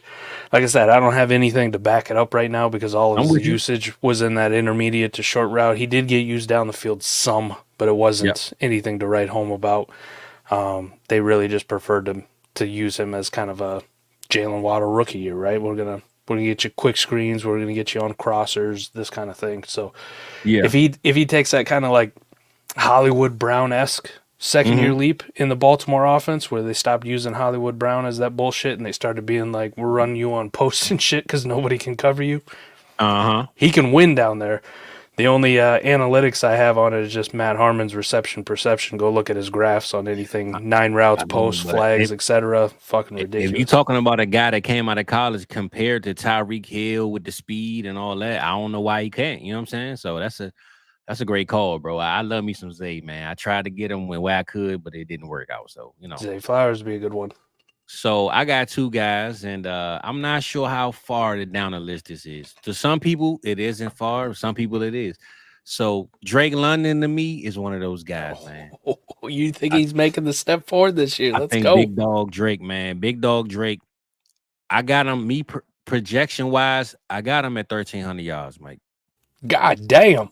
He's really taking a step forward. Let's go. 1,300. Because, I mean, he been averaging what? He been averaging 900 with Ritter with dog shit. Yeah. Extra 400, he can get that. I don't see why he can't get that. So 1,300. I'm not going to project the touchdowns, but I got him 1,300 yards, man. I don't see why. Again, I go back to my Kirk Cousins theory. I think Kirk Cousins is going to try to, because they said he didn't want to re-sign with Minnesota because he knew they was going to draft a quarterback. So the fact that Atlanta did it, I think Kirk, knowing that this is probably his last ride on this roller coaster, man, Kirk gonna air that ball out, man. And I believe Drake London is his Justin Jefferson. And man, I love me some. I love me some Drake London, bro. So Drake London is my one, and number two, I gotta go with my boy that I hate the team he played for, and that's Smitty, man, Devonta Smith, bro. I know I always dog AJ Brown. No knock on AJ, but Kellen Moore being there, I believe you're gonna raise everybody's platform and make everybody better than what they were the last couple years. And I feel like Devonta Smith is slept on, bro. I know AJ Brown is the alpha. He's dominant player. I get it. But man, when anybody gets hurt, whether it's Dallas Goedert, AJ Brown, or whatever the case, man, Devonta Smith is putting up 20 points, 22 points. Like he can do that. I just don't know why nobody want him. You know what I'm saying? Like people really hate on my guy, man. And I just hate the team he played for, man. But I'm guilty of this. I'm guilty. I remember. I know you wasn't the biggest Smitty fan. I'm not saying come out of college. I know you were, but I'm saying in the NFL weekly, you know. But I always preach this. I'm not an AJ Brown fan, so what I do at that round, I would take a Puka Nacua or somebody in that era in that range, and then just take Devonta later. If I really was a Philly guy and I wanted somebody from that team, I'm not gonna reach on AJ. I just wait till 2-3 rounds later and get Devonta Smith. You know what I'm saying? So something to help out your argument, Fizz. Last year, Kellen Moore with the Chargers force fed Keenan Allen almost 12 targets per game. Yeah. Yes, sir. I watched your old ass Keenan Allen, right? Yes, sir. Now you got the lead because of Keenan Allen last year. So now you got the new and improved young superstar Devontae Smith. Yes, sir. To force feed those targets too. So I'm not saying it's going to be a 32% target share like Keenan Allen had, right? Oh yeah. And obviously Herbert in that offense with Kellen Moore was going to throw the ball more than probably what Jalen Hurts is going to because of the rushing differences. But you and I both talked about Hurts taking the step forward as a passer and having more attempts and being more of that 4,500, 4,300 yard threat and not throwing as few passes as he has. If you tell me Devontae Smith and this new and improved Eagles offense has a 26, 27% target share, holy shit, wherever he's getting drafted right now is just too low. Too fucking low. Listen, bro. I've been trying to get him everywhere I can get him, man. I know I can't. And I like what Matt said right here, because George Pickens, to me, that's a good one, too. I could have said George, bust. But the problem with George is we only said 2 players. If it was 3, I might have went. You could have fit him in. I might have picked George, bro, because I feel like this George Pickens year, man. To me, with Kenny Pickett, he was more of a boom or bust player because he was like a highlight reel. Most of those passes was off target anyway. He had to reach up and fall out of bounds with one hand to catch him. So a consistent quarterback like a Russell Wilson maybe can get him the ball in the right pocket, man, and feed him some volume. He made Cortland Sutton better than what we thought he was going to be last year. So yeah, I don't know why George Pickens can't be what Cortland Sutton was at the minimum. What you got for Firecracker at the tight end position? The super gross. I won't make you do 2 because there's so few guys we give a shit. I'm gonna go 2. I'm gonna be honest with you, right? I feel one's bad. Kyle Pitts. I feel bad only going 2 at receiver because there's so many receivers, bro. So many, man. But we're gonna keep it 2 because that's what we kept it on. We'll give some runner-ups later on, right? Hey, well, I think that's to your point, man. When I talk about building best ball teams, whether it's underdog or whether it's dynasty best ball, which I started getting you to play in more dynasty best ball leagues with us. That's how you want to construct your team, right? This is why, like, you get the solid running backs early, or you kind of fill out your team with some solid running backs, and then you just want as many of these fucking wide receivers in this range of. Sir. You gave me 10 to 20, and in reality, like, just give me fucking anybody who's 15 to 48. Yeah, like, I want as many as those dudes as possible. So, George Pickens, Zay Flowers, a lot of these guys were mentioning in there. Just, I want them fucking all. I want as many as I can get because they boom so much. 100%, and this is the crazy part about best ball, right? So for those that don't play best ball or don't know what the format really is, they basically put the player that scores the most points at that position in your lineup automatically. You don't have to touch it. You don't got to worry about it, right? Mike, last year in 2 leagues, I won 1 league, and I think I finished like 2nd or 3rd in one. And you know who my backup quarterbacks were on those teams, bro? I consistently in both leagues, I had Jacoby Brissett, I had Gardner Minshew, I had what's the quarterback from the Bengals? Jake Browning. League winner, Jake Browning. When I tell you I had like 5 quarterbacks on my bench that were not starters, that probably would in the beginning of the year I would have never thought they would have played. I had them on my bench, and they helped me through that push towards the end, man. So the best thing about best ball, man, is you don't know when they ever going to spike that week and when they're going to be the best at that week, but you got them on your team. So I try to preach to people in them best ball leagues, like those guys that you see in your starting lineup, trust me, they're not guaranteed to be in that starting lineup every week, man. Those are when Jalen Warrens get born and Devon Achane, because nobody was starting Achane in the beginning. They were starting Raheem Mostert. But then you got weeks where you might have both of them starting in your lineup in the best ball because they both was putting up numbers. You know what I'm saying? So those best ball leagues are the best thing I ever played in, man. So I appreciate you and Adam, man, really pushing the best ball game, because I think y'all two, man, been pushing that for like 2 years now at least. This will be year 3 or 4, I believe. Yeah, man, y'all was really pushing that best ball thing, man, and this especially for a guy like you, right? You're in like what 48 leagues or something like that. Yep. Just keeps growing all the time. And Mike, there's no way on Sunday morning you Not looking at 48 chance. leagues like, hold on, who injured? Who should I start? Like, no goddamn way, man. Nope, never no way. Happen. So speaking, so it transition into that in the tight end. I'm gonna give you two tight ends. You know, we just get 2 players. I ain't gonna lie, Mike. They call me biased now, but I think my boy is due for a comeback year. My only fear is the other guy that's coming up behind him. But bro, I'm going Mark Andrews, tight end 1, bro. Oh, Mark Andrews, welcome back. Andrews, bro. If you look at his numbers last year, man, Mark Andrews was killing before that injury. The only thing I don't understand is though, Isaiah Likely, right? When he plays, he balls. I mean, he balls out. But they don't like to throw in the ball. I don't know why he's sitting on the bench when Mark Andrews is healthy. They should be running both of those guys. I'm not sure what's going on or what's the disconnect, but my only fear is likely he's going to start playing more and he's going to hurt Andrews. But man, listen, one thing I know, if I'm going to talk about my QB1 being Lamar Jackson, his number 1 target is Andrews, man. And Andrews is a dog. He coming off an injury, and I know my boy want to step up and shut it down this year, man. So tight end 1 for me, Mark Andrews, man. No questions asked. I think he's going to be the most consistent. If not for anything else, touchdowns. He's going to get those goal line reps. I know Derrick Henry's there, but you can always do a play action. Throw the Andrews in the corner. Because, again, Derrick Henry being there is going to help the receivers in the tight end now, because you can't just, they got injured J.K. Dobbins and Gus Edwards there. Like, no, you got to throw the ball. I mean, you got to come up now. And that's just going to help guys at the goal line. So I love me some Mark Andrews this year, man. That's my tight end 1. I'm a little biased because that's my guy. But tight end 1, Mark Andrews, call it what you want. I don't care. And if I had to go 2 for the spike week,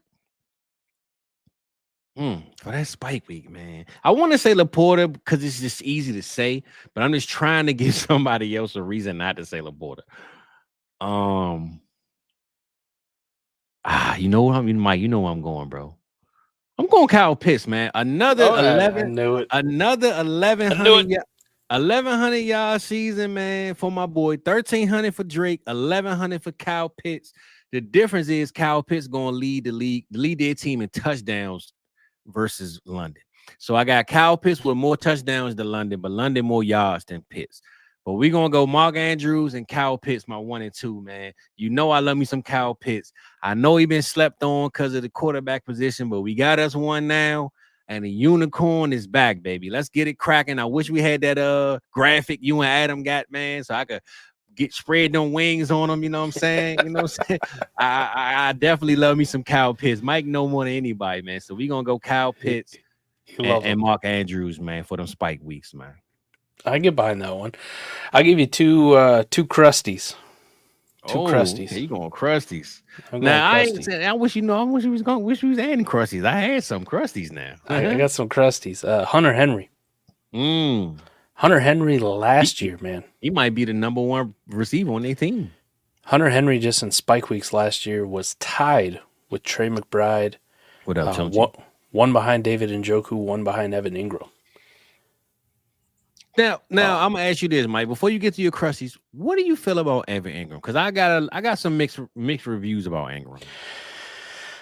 Adam and I fight about him. Listen, I love the way he ended the season last year. I'm I just do not too. as high on him going into and just want to do that projection. Now, it is league dependent because sometimes I'll see Evan Ingram go in the 9th round, 10th round of a startup. That's disrespectful for fucking Evan Ingram. Or you see him like maybe in an auction league, he goes for stupid cheap. At those prices, I'm all in on Evan Ingram, right? Oh Because yeah, he yeah. definitely has the talent.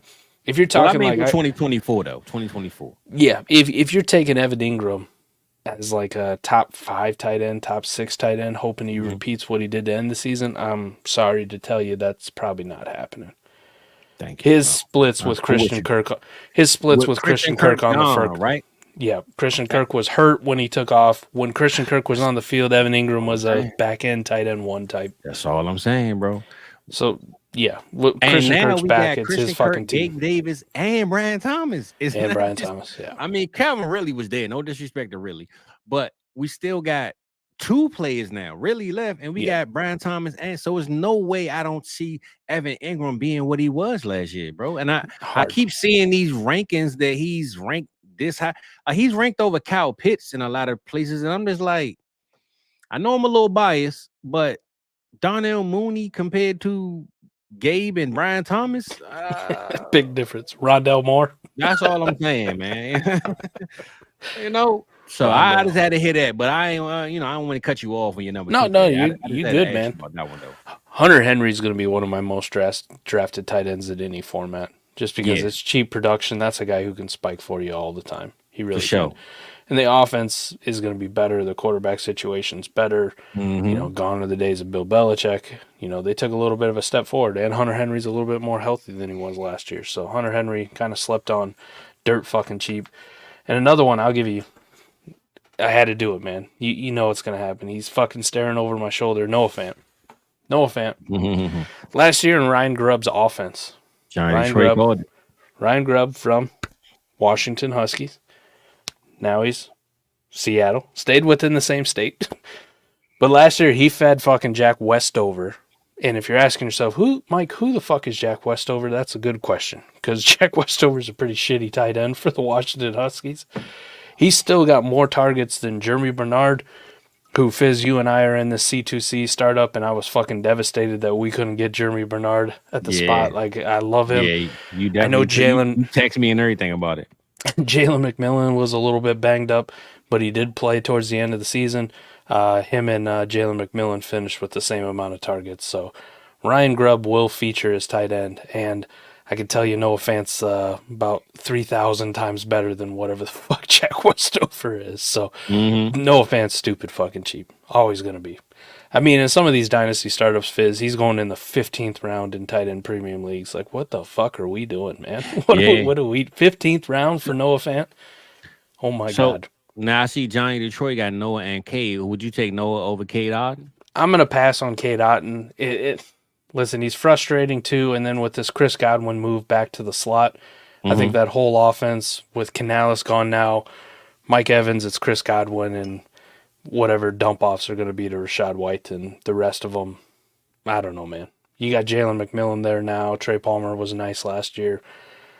Tight end in that team is just like, maybe it's the fourth option. And I don't think he's good enough as a fourth option to kind of offset the fact that anything else at the tight end, like he goes a little bit too high for me. So I'll pass on Cade. Well, you and Adam definitely got me more on the Noah Fant train, man. I like Noah Fant the player though. I feel like if he really had a quarterback or a system where he was featured as much, physically, he's one of the most athletic guys, at the position. So if he had a quarterback like a Matt Stafford, if he went to LA, the Rams, and nobody was around him, no Higbee, no Stupid Cody good. Parker, bro. Listen, Noah Fant will be crazy over there with LA. I wish Noah would really get the love that he deserves at the tight end position. So I'm with you, man. I really hope he gets what he wants, because he only I looked at him, he was like 26 or something like that. So he's not even young old. Young kid, man. You saw this with David Njoku too, right? these super athletic tight ends, sometimes they take a little bit to kind of learn and mature and figure Mhm. out all the nuances. They got to get their blocking right. Otherwise, you're not going to get your ass on the field as much as you should. If you can't block for shit, then everybody knows it's a pass play when you come in. This is Definitely. this is a way of saying Chigaquanquo needs to figure his shit out. Fact. I like the Fact. kid, but I you got to love me figure some your kid shit too, out, man. man. Yeah, I'm with There's you. a reason your ass is only playing 50% of the snaps. It's because you can't Yeah. block for fuck. So, Yeah. but once they do, man, it's like the David Njoku story. Once you figure it out, then you see these guys just fucking gone because all of a Yep. sudden everything comes together. They already had the athleticism, which you can't teach.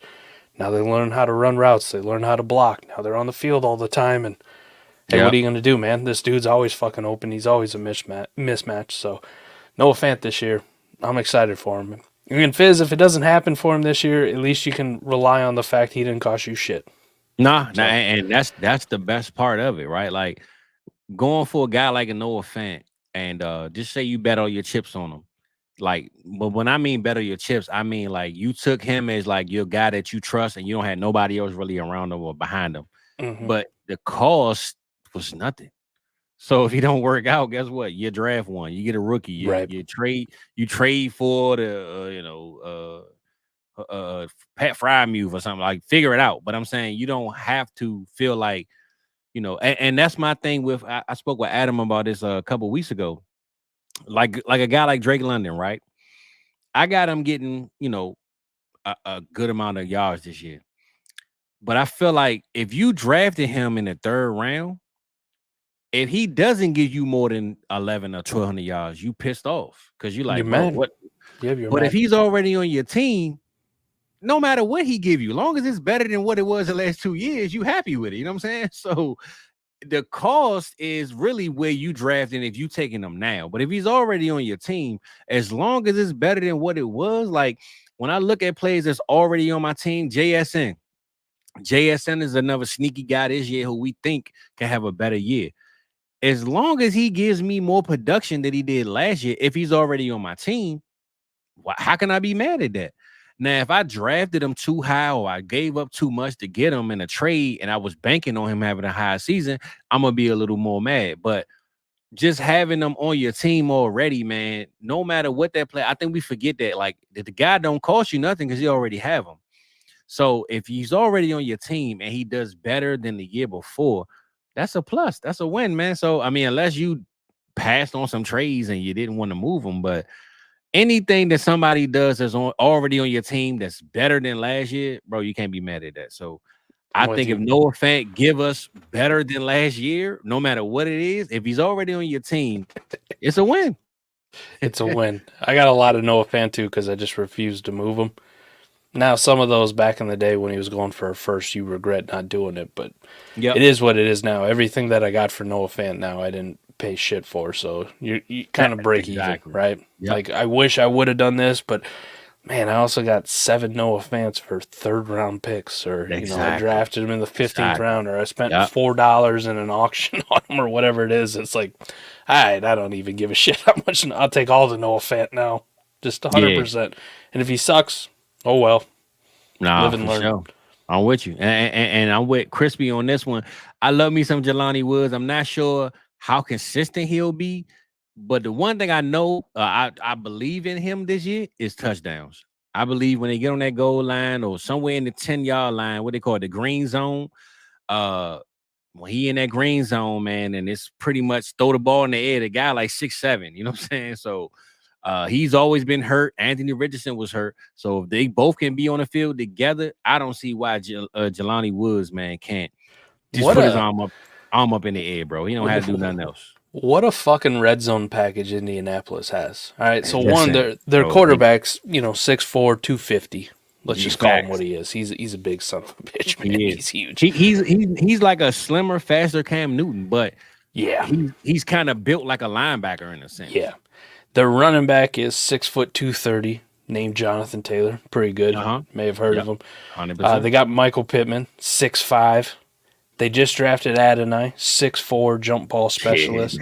They crazy, man. They got 2 tight ends that are over 6'6". I mean, Mo Alley Cox is a big dude in his own right, and Jelani Woods Cox, he like Kevin Nash out here, man. So. What do you do when Indianapolis gets in on the goal line, right? The quarterback can run it in, run you over. The running back sure as fuck can do it. Both tight ends are huge targets, and both wide receivers are good jump ball guys. That's for sure. Oh, what a beautiful package, man. That's the kind of thing that you build out a Madden team, right, Fizz? And you always want those giant guys on there, and it's I just do Hey, I'm going to run this RPO with like a fade. Might got to make some trades, man, on that franchise mode, man. Might have to get there. Yeah, it's stupid. It's stupid, that red zone package they have. It is. And guess what? They got the coach that can get it done. They got a guy that can call the plays and get everybody in the right situation, man. I always said, and this is why I always said, talked about y'all last year, Mike. I knew y'all was missing the play caller, man. Steichen was a big loss. A lot of those wins was just like, because some of those wins y'all got, bro, it was like last minute, like y'all won on the last drive, and it wasn't like, oh, y'all just dominated games. A lot of them games was last minute drives. Hurts was coming down. It was like, man, this is straight luck, man. They ain't supposed to win. Hey, don't knock the luck, man. I've been the last choice at the bar at last call many times, but I punch above my weight class every now and then. I feel it. I'll fucking take it. I ain't knocking the luck. I'm just saying I knew there was a smoke screen when I seen them 10-1 record. I said, come on, man. I told you, bro. I said, bro, the collapse is coming, man. I smelled it from a mile away, bro. And it wasn't the roster. It's nothing to do with the roster. Y'all got a hell of a roster. I just knew that the play calling was not up to par when it counted, man. It wasn't up to par. It was a little rough to finishing that season. Nah, for sure. But I mean, I don't know, man. We touched on every position, man. I don't know. I really want to show some of the young guys some love, man. What you think as far as this rookie class, right? Let's speak on a little bit before we get out of here. A little bit of this rookie class. Give me some Spike Week guys, man, at these positions that you trust on a consistent, like, these are my guys. You know what I'm saying? Consistent's tough, man. I think if you're gonna go consistency, I mean like the most out of the most consistent quarterback is Jaden Daniels, and 100%. Nobody else in that 100%. Class right now. 100%. Right now, yep. Jaden Daniels. As far as consistent and having spike weeks, it's going to be him. Yeah. Wide receivers, I'm sticking with anybody in the big three, and it's saying something because the 2 guys after him, Xavier Worthy and Brian Thomas Jr., are what we like to think is big play guys. Mm-hmm. But the consistency just won't be there. I mean, they might have a week where they finish top 5 at wide receiver, and then you might have 5 straight wide receiver 40 finishes. Well, and just be absolutely devastated. So I'm gonna ask you this, Mike, because I ain't gonna lie. When I say consistency, I mean like the spike week, though, because I will put Worthy over a guy like Rome for spike week consistency. That's what I mean. Like if I had to say on a regular week, I would give it to Rome, like consistently. But if I had to say like who can reach the top 10 more, might give it to Worthy off of just spike week, like one play, 80-yard, boom. Gone. 3 weeks later, one play, 60 yards, boom. You know what I'm saying? Like I feel like not consistently like through the season. I still trust Rome, but just spike week, like who might reach my lineup to reach that top 10 receiver. I might put Worthy a little higher, man, because of the speed and the quarterback situation and how they're gonna call the plays. For me, I know it's hard to say, and I know we love Rome, bro. I know we love Rome. For me too, I guess it's just my opinion of Rome that Rome and Caleb just have this connection, this bond off the field that I don't think enough people factor in the fact that Rome might actually be the Bears' #1 wide receiver this year. Yeah, I mean, well, not even Rome. Let's just say the other 2 guys or the other guy, not Mar. I'm not even saying that, but I'm with you. I'm with you. Rome could be their #1. I've been trying to get Rome everywhere I can get him, and he's so fucking good, good.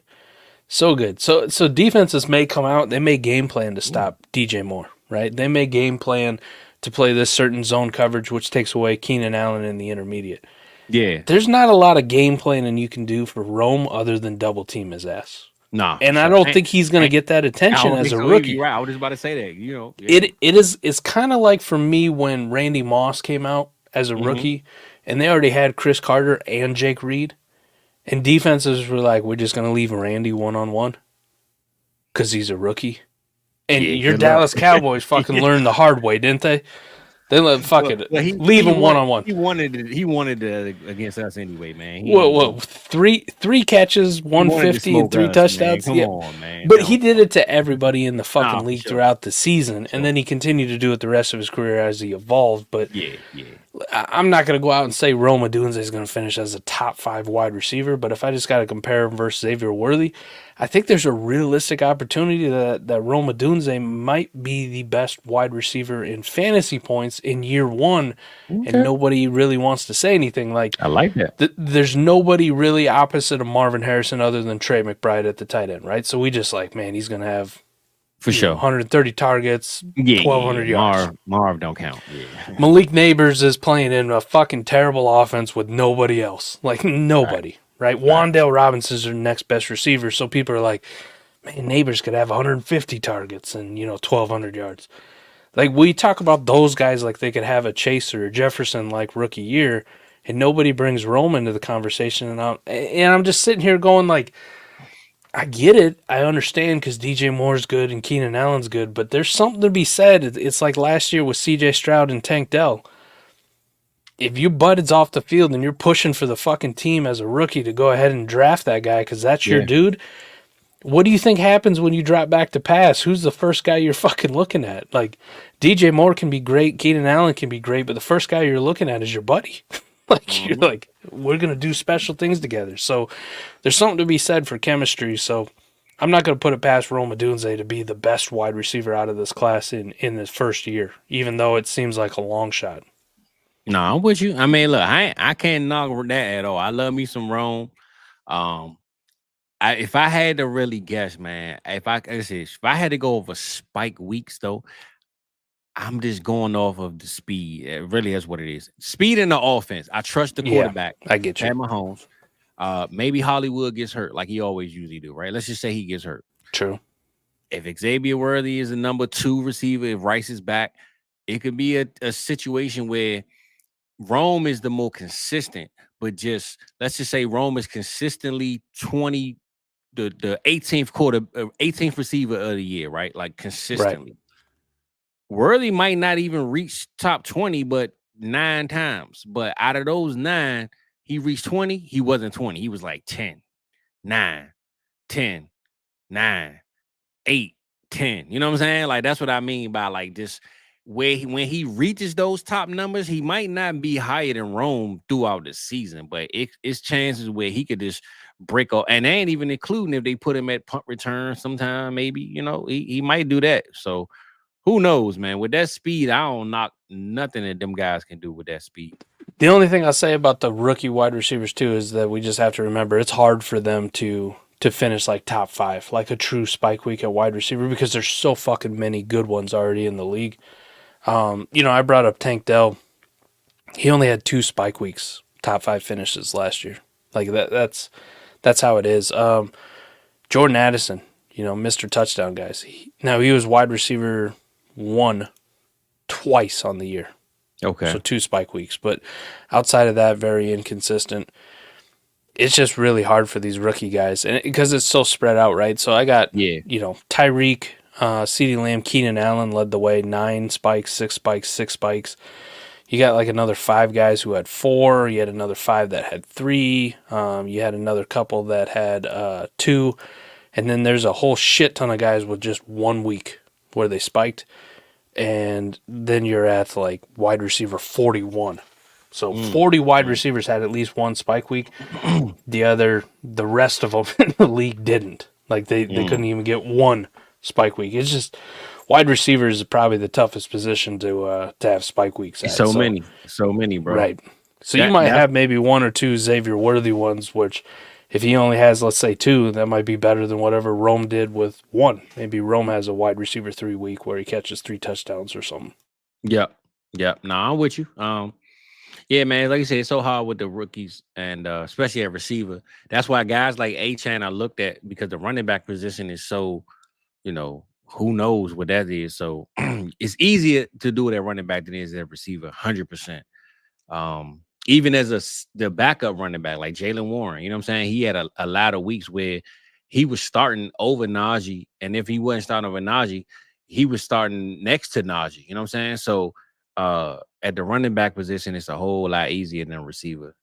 See, we got super chat here, though, boy. My boy E, you got likely get more touchdowns than Andrews. That's tough, man. I just hope likely gets the playing time. That's what I only fear with likely. I love me some likely, but I love me some Andrews too, bro. I know you a Baltimore fan, so I get it.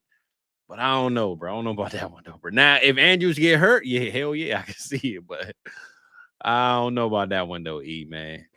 Yeah, that'd be a tough one. I mean, Isaiah likely did have 3 spike weeks at the tight end, 3 top 5 finishes. I wish likely could play receiver, bro. He built like a receiver. I don't know why he can't be their third receiver on the field, man.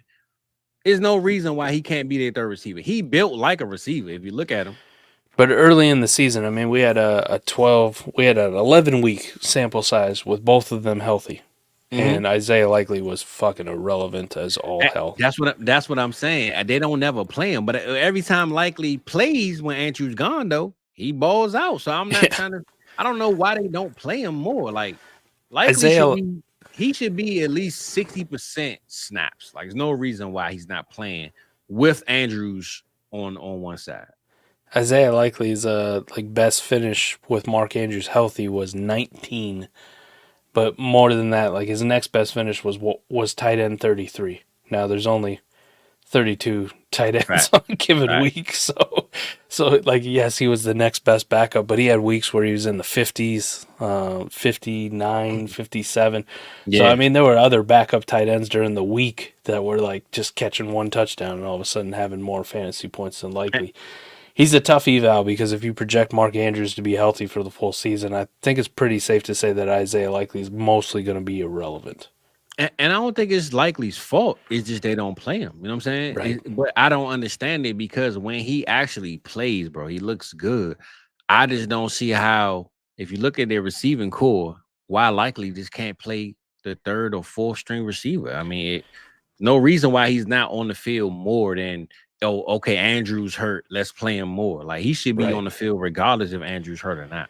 His athleticism drawbacks don't show up when he's playing against, slow linebackers. Yeah, exactly.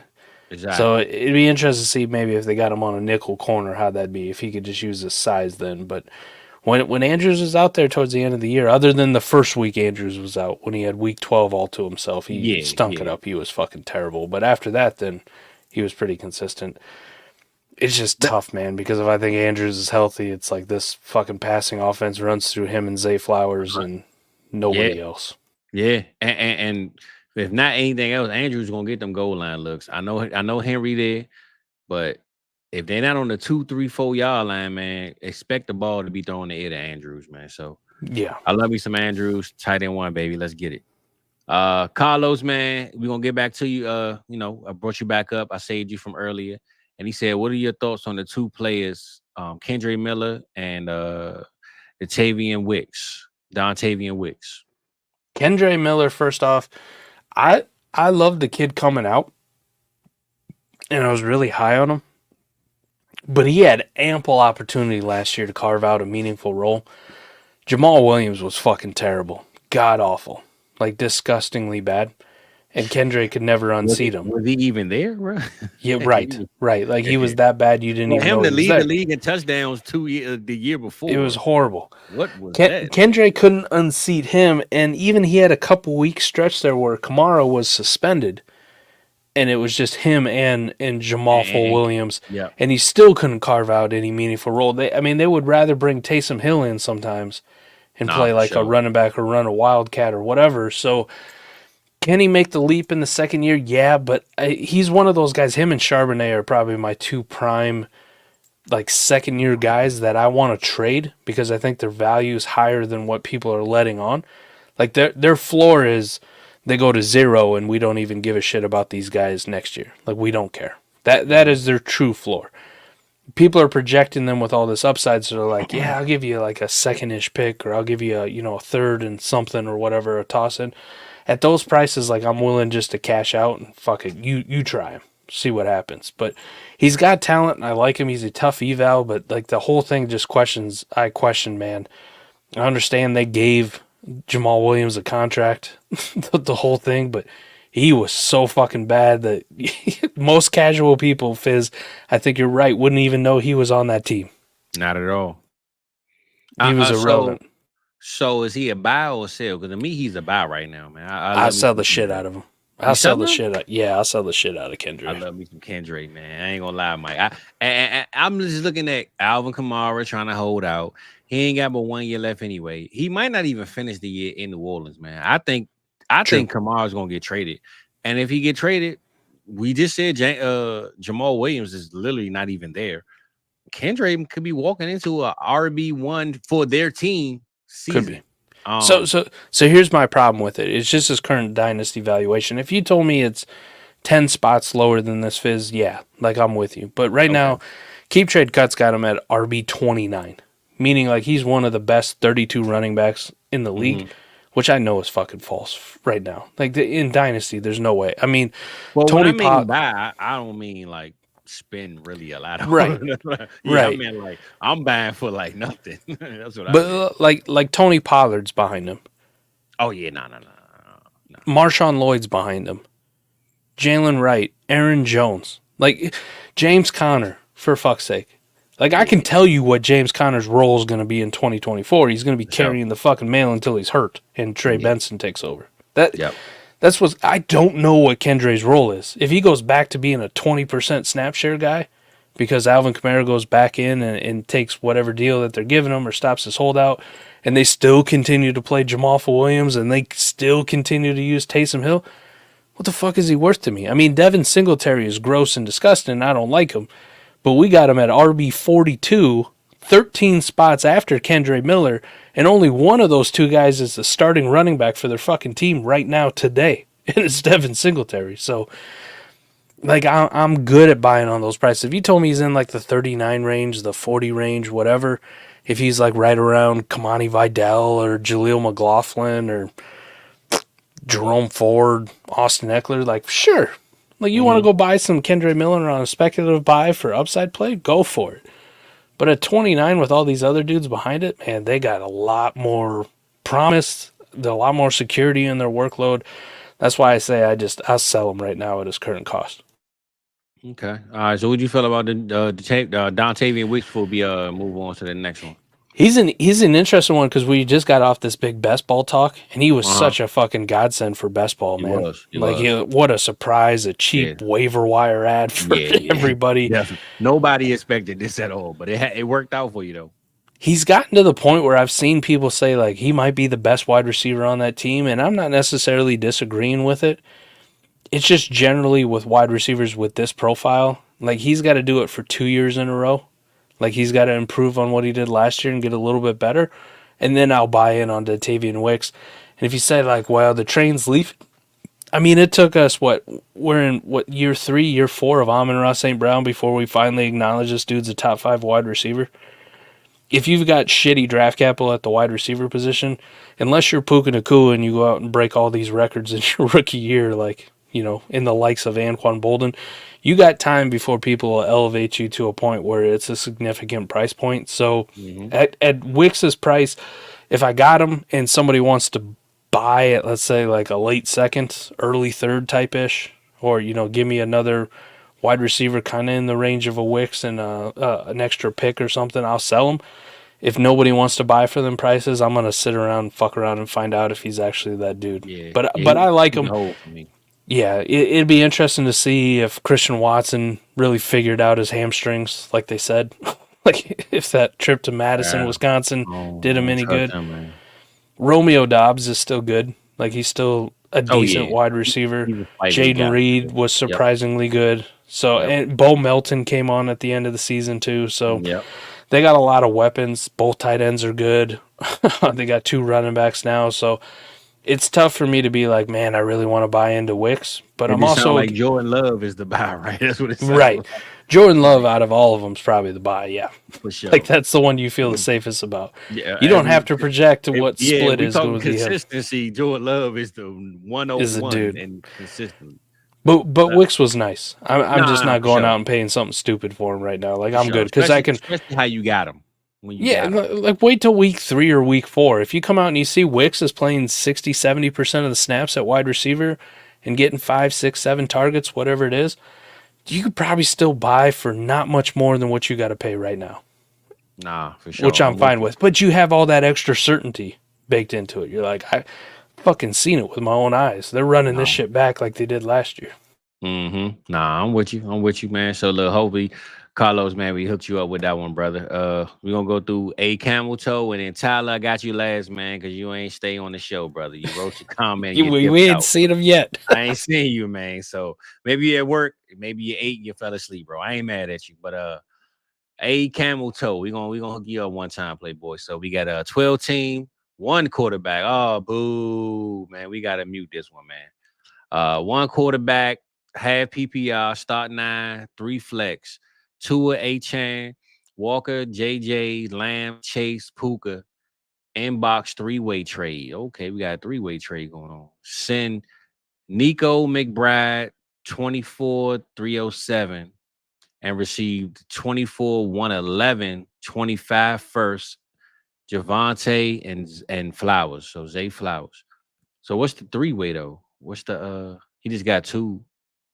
Somebody else is probably getting some other pieces of it. I like this because he just gave us what he's sending away versus what he's getting, which is all you should give a shit about in a 3-way. Just what the final deal is for you. Exactly.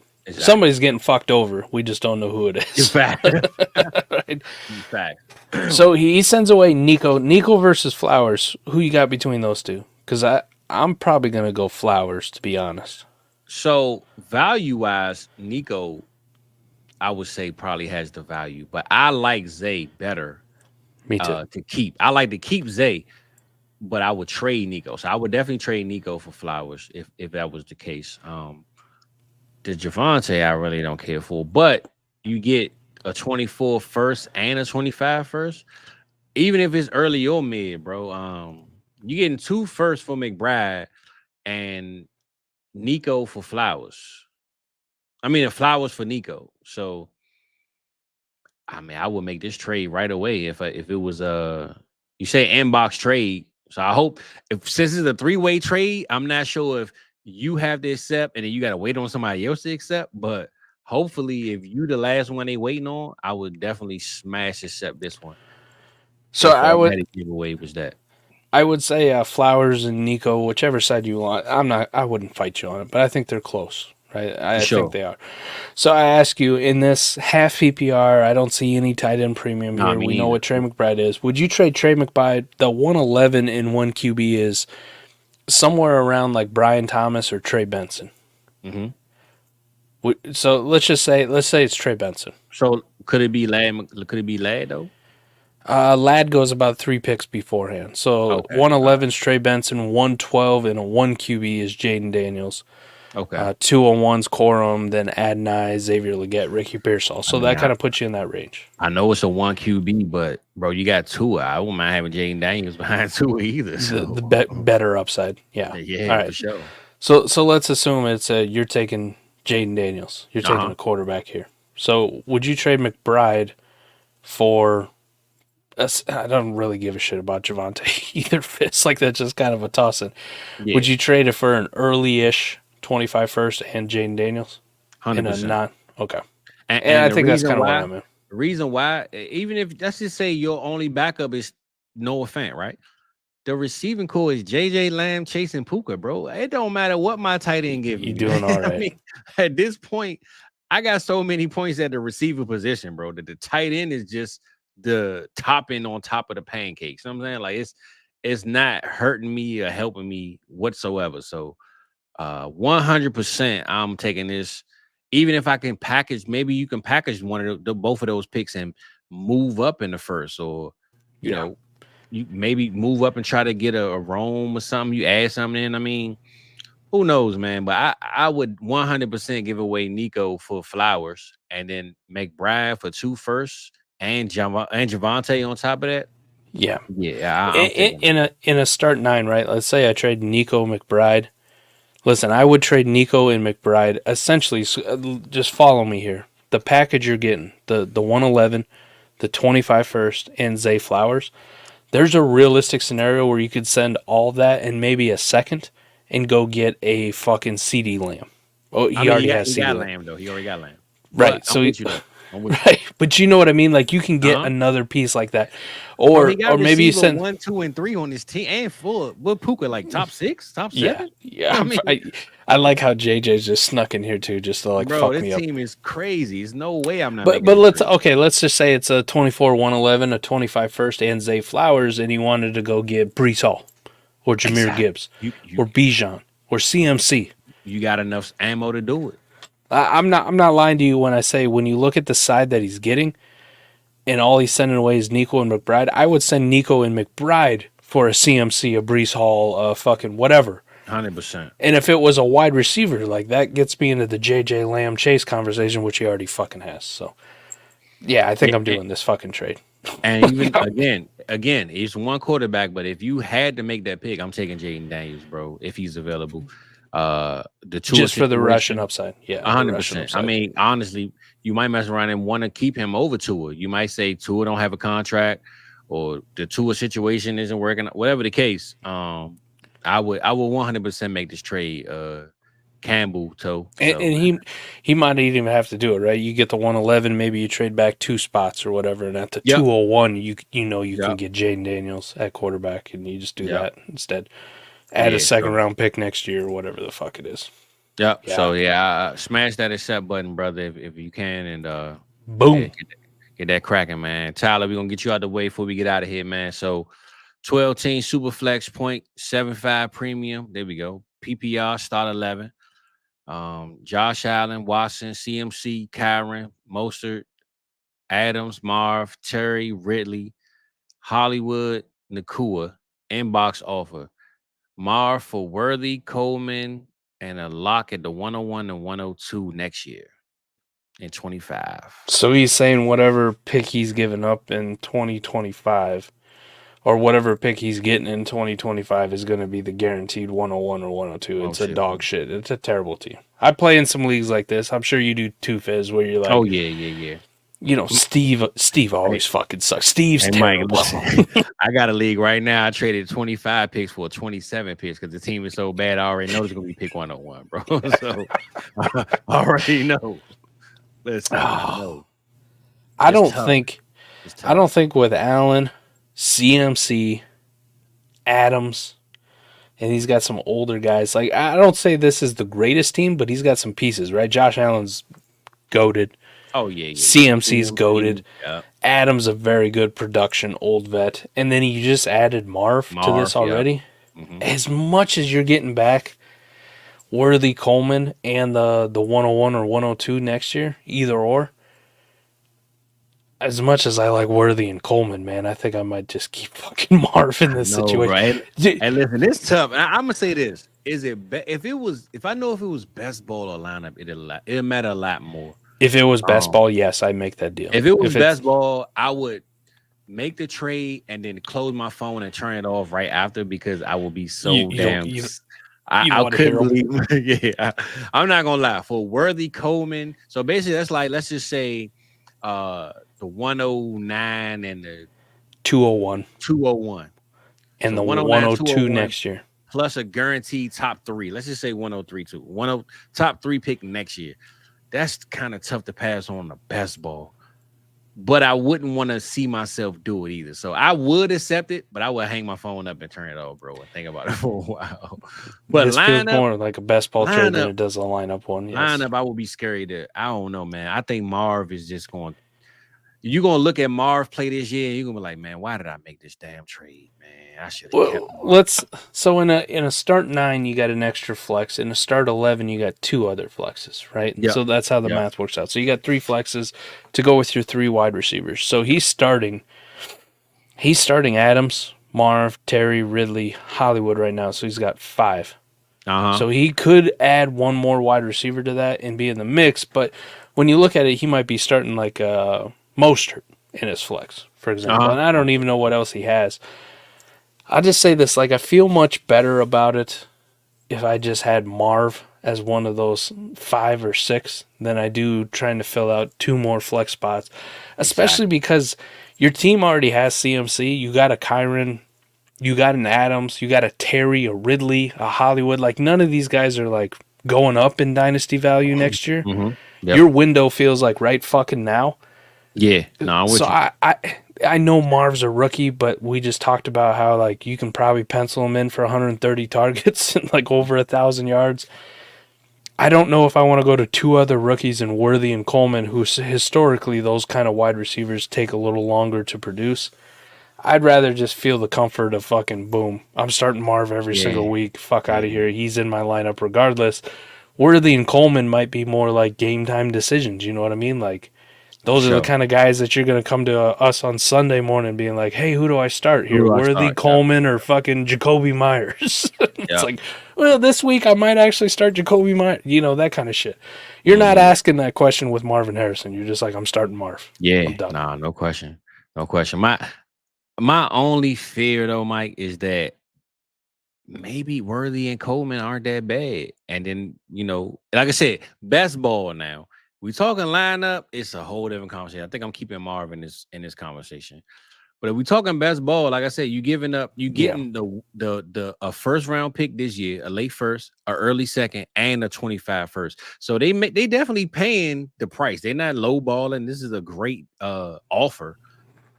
It just depends, man. Because I'm with you though. If you look at Ridley, Adams, Mostert, you know, CMC, like you pretty much you should finish top 3 in this league with this team.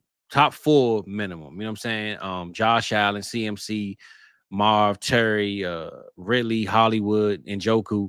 I'm guessing you at least a top 4 team with this lineup. So if you want to chase the ring, I say this. If you want to win now, keep Marv.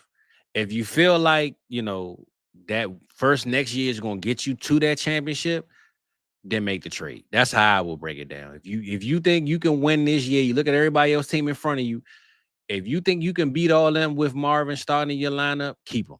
If you look at your team and say, I might not beat these 2 guys because their team is so stacked that I need to add more and more, then I will make the trade. That's how I would look at it. Yeah. If I make this deal too, like, then I'm looking to trade CMC and Mostert and Adams. That's what I'm saying. Because Terry and Ridley and Hollywood and Njoku. I'm adding pieces. I'm not winning this year. But if you think you can win, ain't no point in making the move. Keep Marv and try to win it. But if you look at your team and you say, man, I'm like 2 pieces away, and you want to make the move, then ain't no point in keeping CMC. And the week that Mostert scored 2 touchdowns, bye. See you later. See ya. Yes. Adams gets me 18. See you later. Like, you know what I'm saying? Ridley, cute receiver 1. Yep. See, you know what I'm saying? So if you are winning now without a question, keep Marv. If you ain't top 4, deuces. We're gonna make him happen. So I'm with you. That's how I look at it. I'm with you. Yeah. All right. Well, I don't know. I kind of okay. Oh, Camel Toast Day. That's what I'm talking about, bro. Look, we got to you a little later, man. But I appreciate you being here, brother. And you know, he say, Mike, you talking about the Jaden Daniels, man. Definitely, if you can get him at 111, bro. I ain't a 1 quarterback guy at all, but any place I can get Jaden Daniels and it makes sense, I'm taking him, brother. So we got space on the Jaden Daniels fan bus for 100%, right? I think I'm driving it. Fizz, you right there. You're the navigator, pointing it out. D-Bro is standing right behind us. I got the map in the passenger seat telling you to make this turn right here. D-Bro's on the intercom, letting you know like what sights to see on this Jaden Daniels tour bus. J-Day all day, baby. We got room, and there's no entry fee. It's free. 100%. Hop on, we still got room. You don't have to J-Day be all day. a fan of the team to like the player, man. And No, I'm a I Jane hate Daniels. I hate the fucking team. They play in our Yeah. division. I fucking despise Yeah, them. bro. I'm a Jane Daniels guy, man. I've been that way for a long time. I mean, even before he got here, I've been saying it's got to be Jaden over Drake May, man. It just makes sense for the city, for the culture, what's going on. Yeah. It just sounds right, man. So I'm glad he's here. Unfortunately, he's here, but I'm glad he's here. At least he's up the street from me. I can go see him if I need to. If I want to piss water dripping on my hat while I'm sitting in the stadium, I might go. What a garbage franchise. Yeah, man. I mean, if I Garbage want to tear ACL walking to the stadium, I might go. But outside of that, man, I love me some J-Day, man. That's my boy. So Garbage franchise. Garbage. Yeah. So look, Mike. Before we get out of here, man, I wanted to get a quarterback, 2 running backs, 2 receivers, and a tight end. Who it's 4th of July. Everybody cooking out, shooting fireworks. Who in the league right now you bringing to your cookout, man? We got a couple plates lined up. Who we bringing to the cookout? Give me your starting lineup for quarterback, 2 tight ends, 2 running backs, 2 receivers, and 1 tight end. We're gonna go 6 players.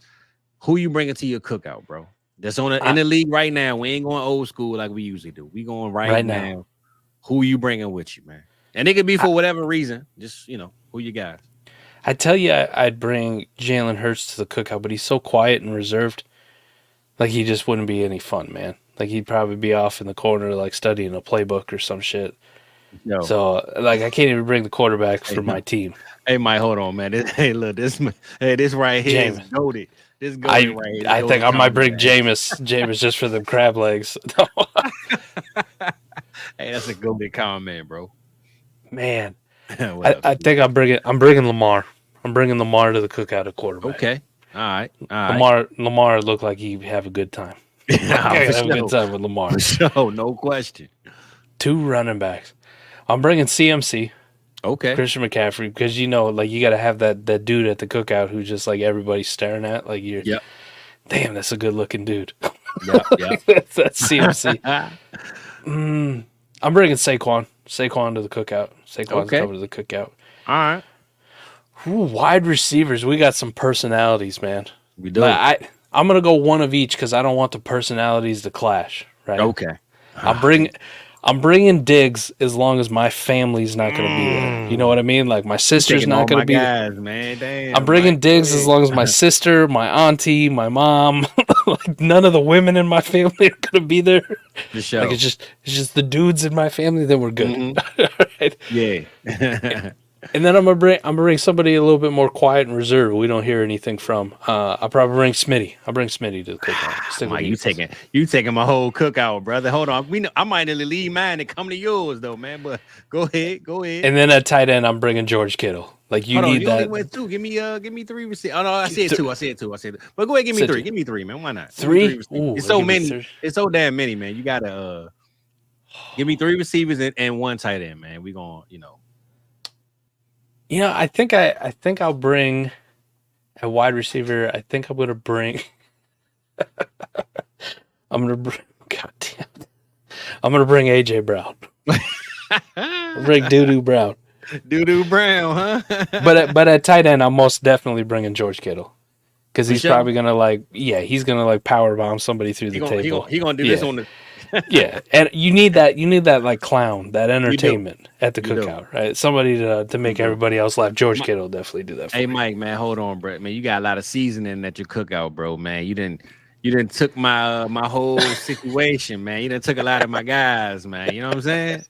What's going on? Make your food better, and then everybody else come to your cookout. Hey, you got me. Okay. So I'm saying you done took my quarterback, and that was damn sure my quarterback. So. We gonna keep it. I'm gonna go, man. I'm gonna go ahead. So you done took my guy Pat. I'm gonna change up my cookout a little bit, man. I got 2 guys I really want to bring, but in my head, I'm going through the list. You know what? I'm gonna bring Jane Daniels, man. I'm gonna welcome him in. Right. I'm gonna welcome him into the city. We're gonna bring some mumbo sauce to the cookout. You know what I'm saying? I don't know if you know about that mumbo sauce, Mike. No. So listen, matter of fact, this year, go off topic. this year I'm bringing 2 bottles of mumbo sauce to the expo for y'all to try out. It got the capital city mumbo sauce. They got the spicy and the regular. I'm bringing the mumbo sauce to the expo I for see all it my now. boys out of town to try it, man. Now I'm not gonna lie and say that this is the authentic mumbo sauce of the city, but it represents it good enough that you could be like, look, I tried some mumbo sauce from DC area. You know what I'm saying? So I'm gonna bring J Day because he new to the city, and I'm gonna introduce him to some good stuff that he ain't ever seen before in this town. I You know what I'm got saying? you. So Yep. I'm bringing Jaden Daniels.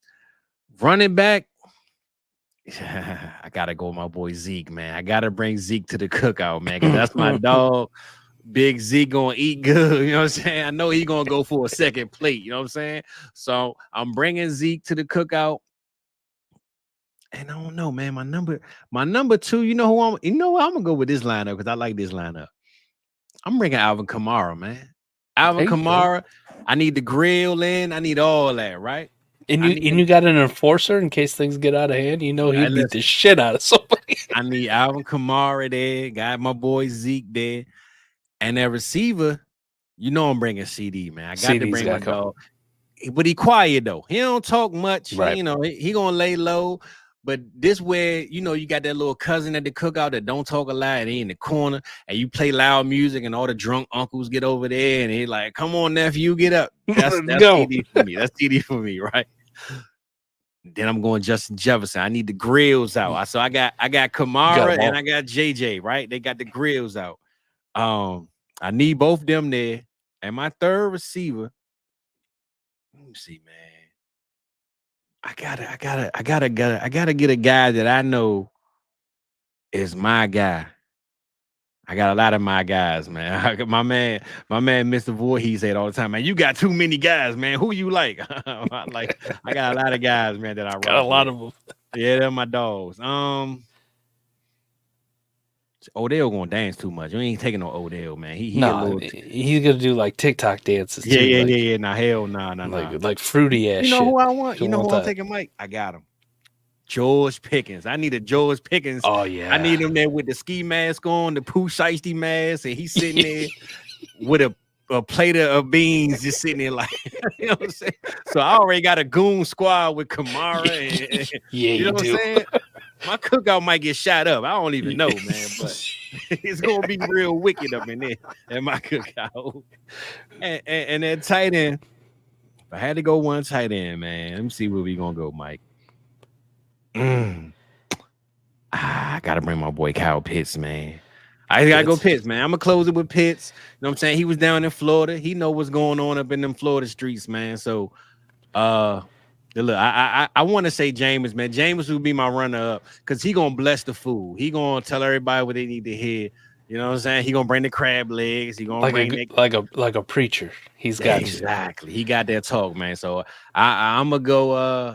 My lineup: J-Day, Zeke, Kamara, JJ, CD, Pickens, and Kyle Pitts. Man, that's my cookout. I'm bringing one offensive lineman since Kelce's retired. And that's what I thought you was gonna go though, Mike. I ain't gonna lie to you. I mean, well, I did say tight end receiver. I should have said bring whoever you want, but I'm bringing Lane Johnson. There we go.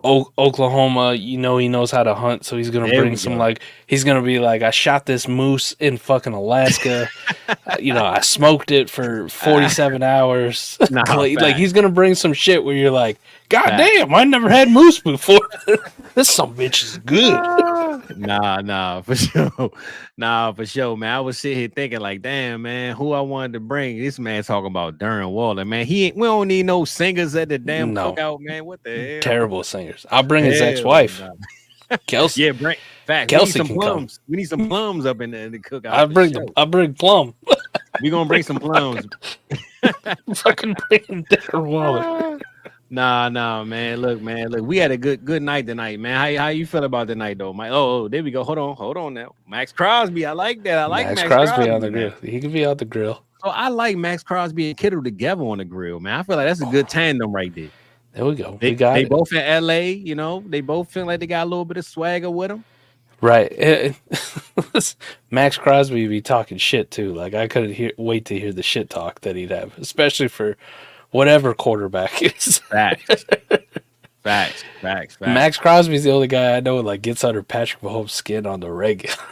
Like greatest quarterback in the fucking league still gets under his skin. I love me some Max, man. That's my boy, man. He just fit like a West Coast vibe. Like he seemed like he's supposed to be in Oakland, but not that they're not in Oakland, they're in Vegas. But he just seemed like he fit that, you know, he does. That vibe, man. He got that West Coast. I'm with it. Whatever going on, I'm with it vibe, man. So I ain't fucking bringing Nick Bosa to mind, man. Fuck that. No, indeed, man. No Nick Bosa. Nick Bosa, no. It's a no-go for me, man. Yeah, well, look, man. Look, we appreciate everybody being here, man. Look, we had a good old time. We'll see. Season of food, man. What y'all got going on up here, man? He said some white cookout. He likes his food season. Do I not look like I seasoned my food? Hey, look, Mike, welcome to the cookout, man. Come on, man. What y'all got going on up in here, man? I seasoned the shit out of my food. That's what I'm talking about. Hey, look, I'm bringing that mumbo sauce to the expo, Mike. I already stamped it. I got to try it. I already looked it up, man. It said it was kind of spicier and a little bit more sour than normal barbecue sauce. So I'm in. They got a regular one and they got the spicy one. So I'm going to bring both. Bring the spicy. I'm going to bring both, man. We're going to try it out. I already know what's going down, but I'm going to bring it to y'all and bring a little bit of DMV home to the expo, man. So I'm in. Sound good to me, man. Anybody that's going to the expo, man, make sure y'all reach out to us. Shout out to Flavor Exchange. You know how we do it. Anybody's coming, though. Anybody's coming, man. Definitely. We going to be at that expo. And you know how they do it, man. You know how we do it. You know how we get down, Mike. You know they ain't like us, man. You know they ain't like us, man. Oh, the video of him doing this live. So look, so good. Anybody that's in the chat, and Mike, I don't know if you saw it, they got like breakdown videos of each, like how he did the video. I learned a lot more about the subliminals that I knew before. So I'm gonna send you a link, bro. Just watch this video. The dude break down.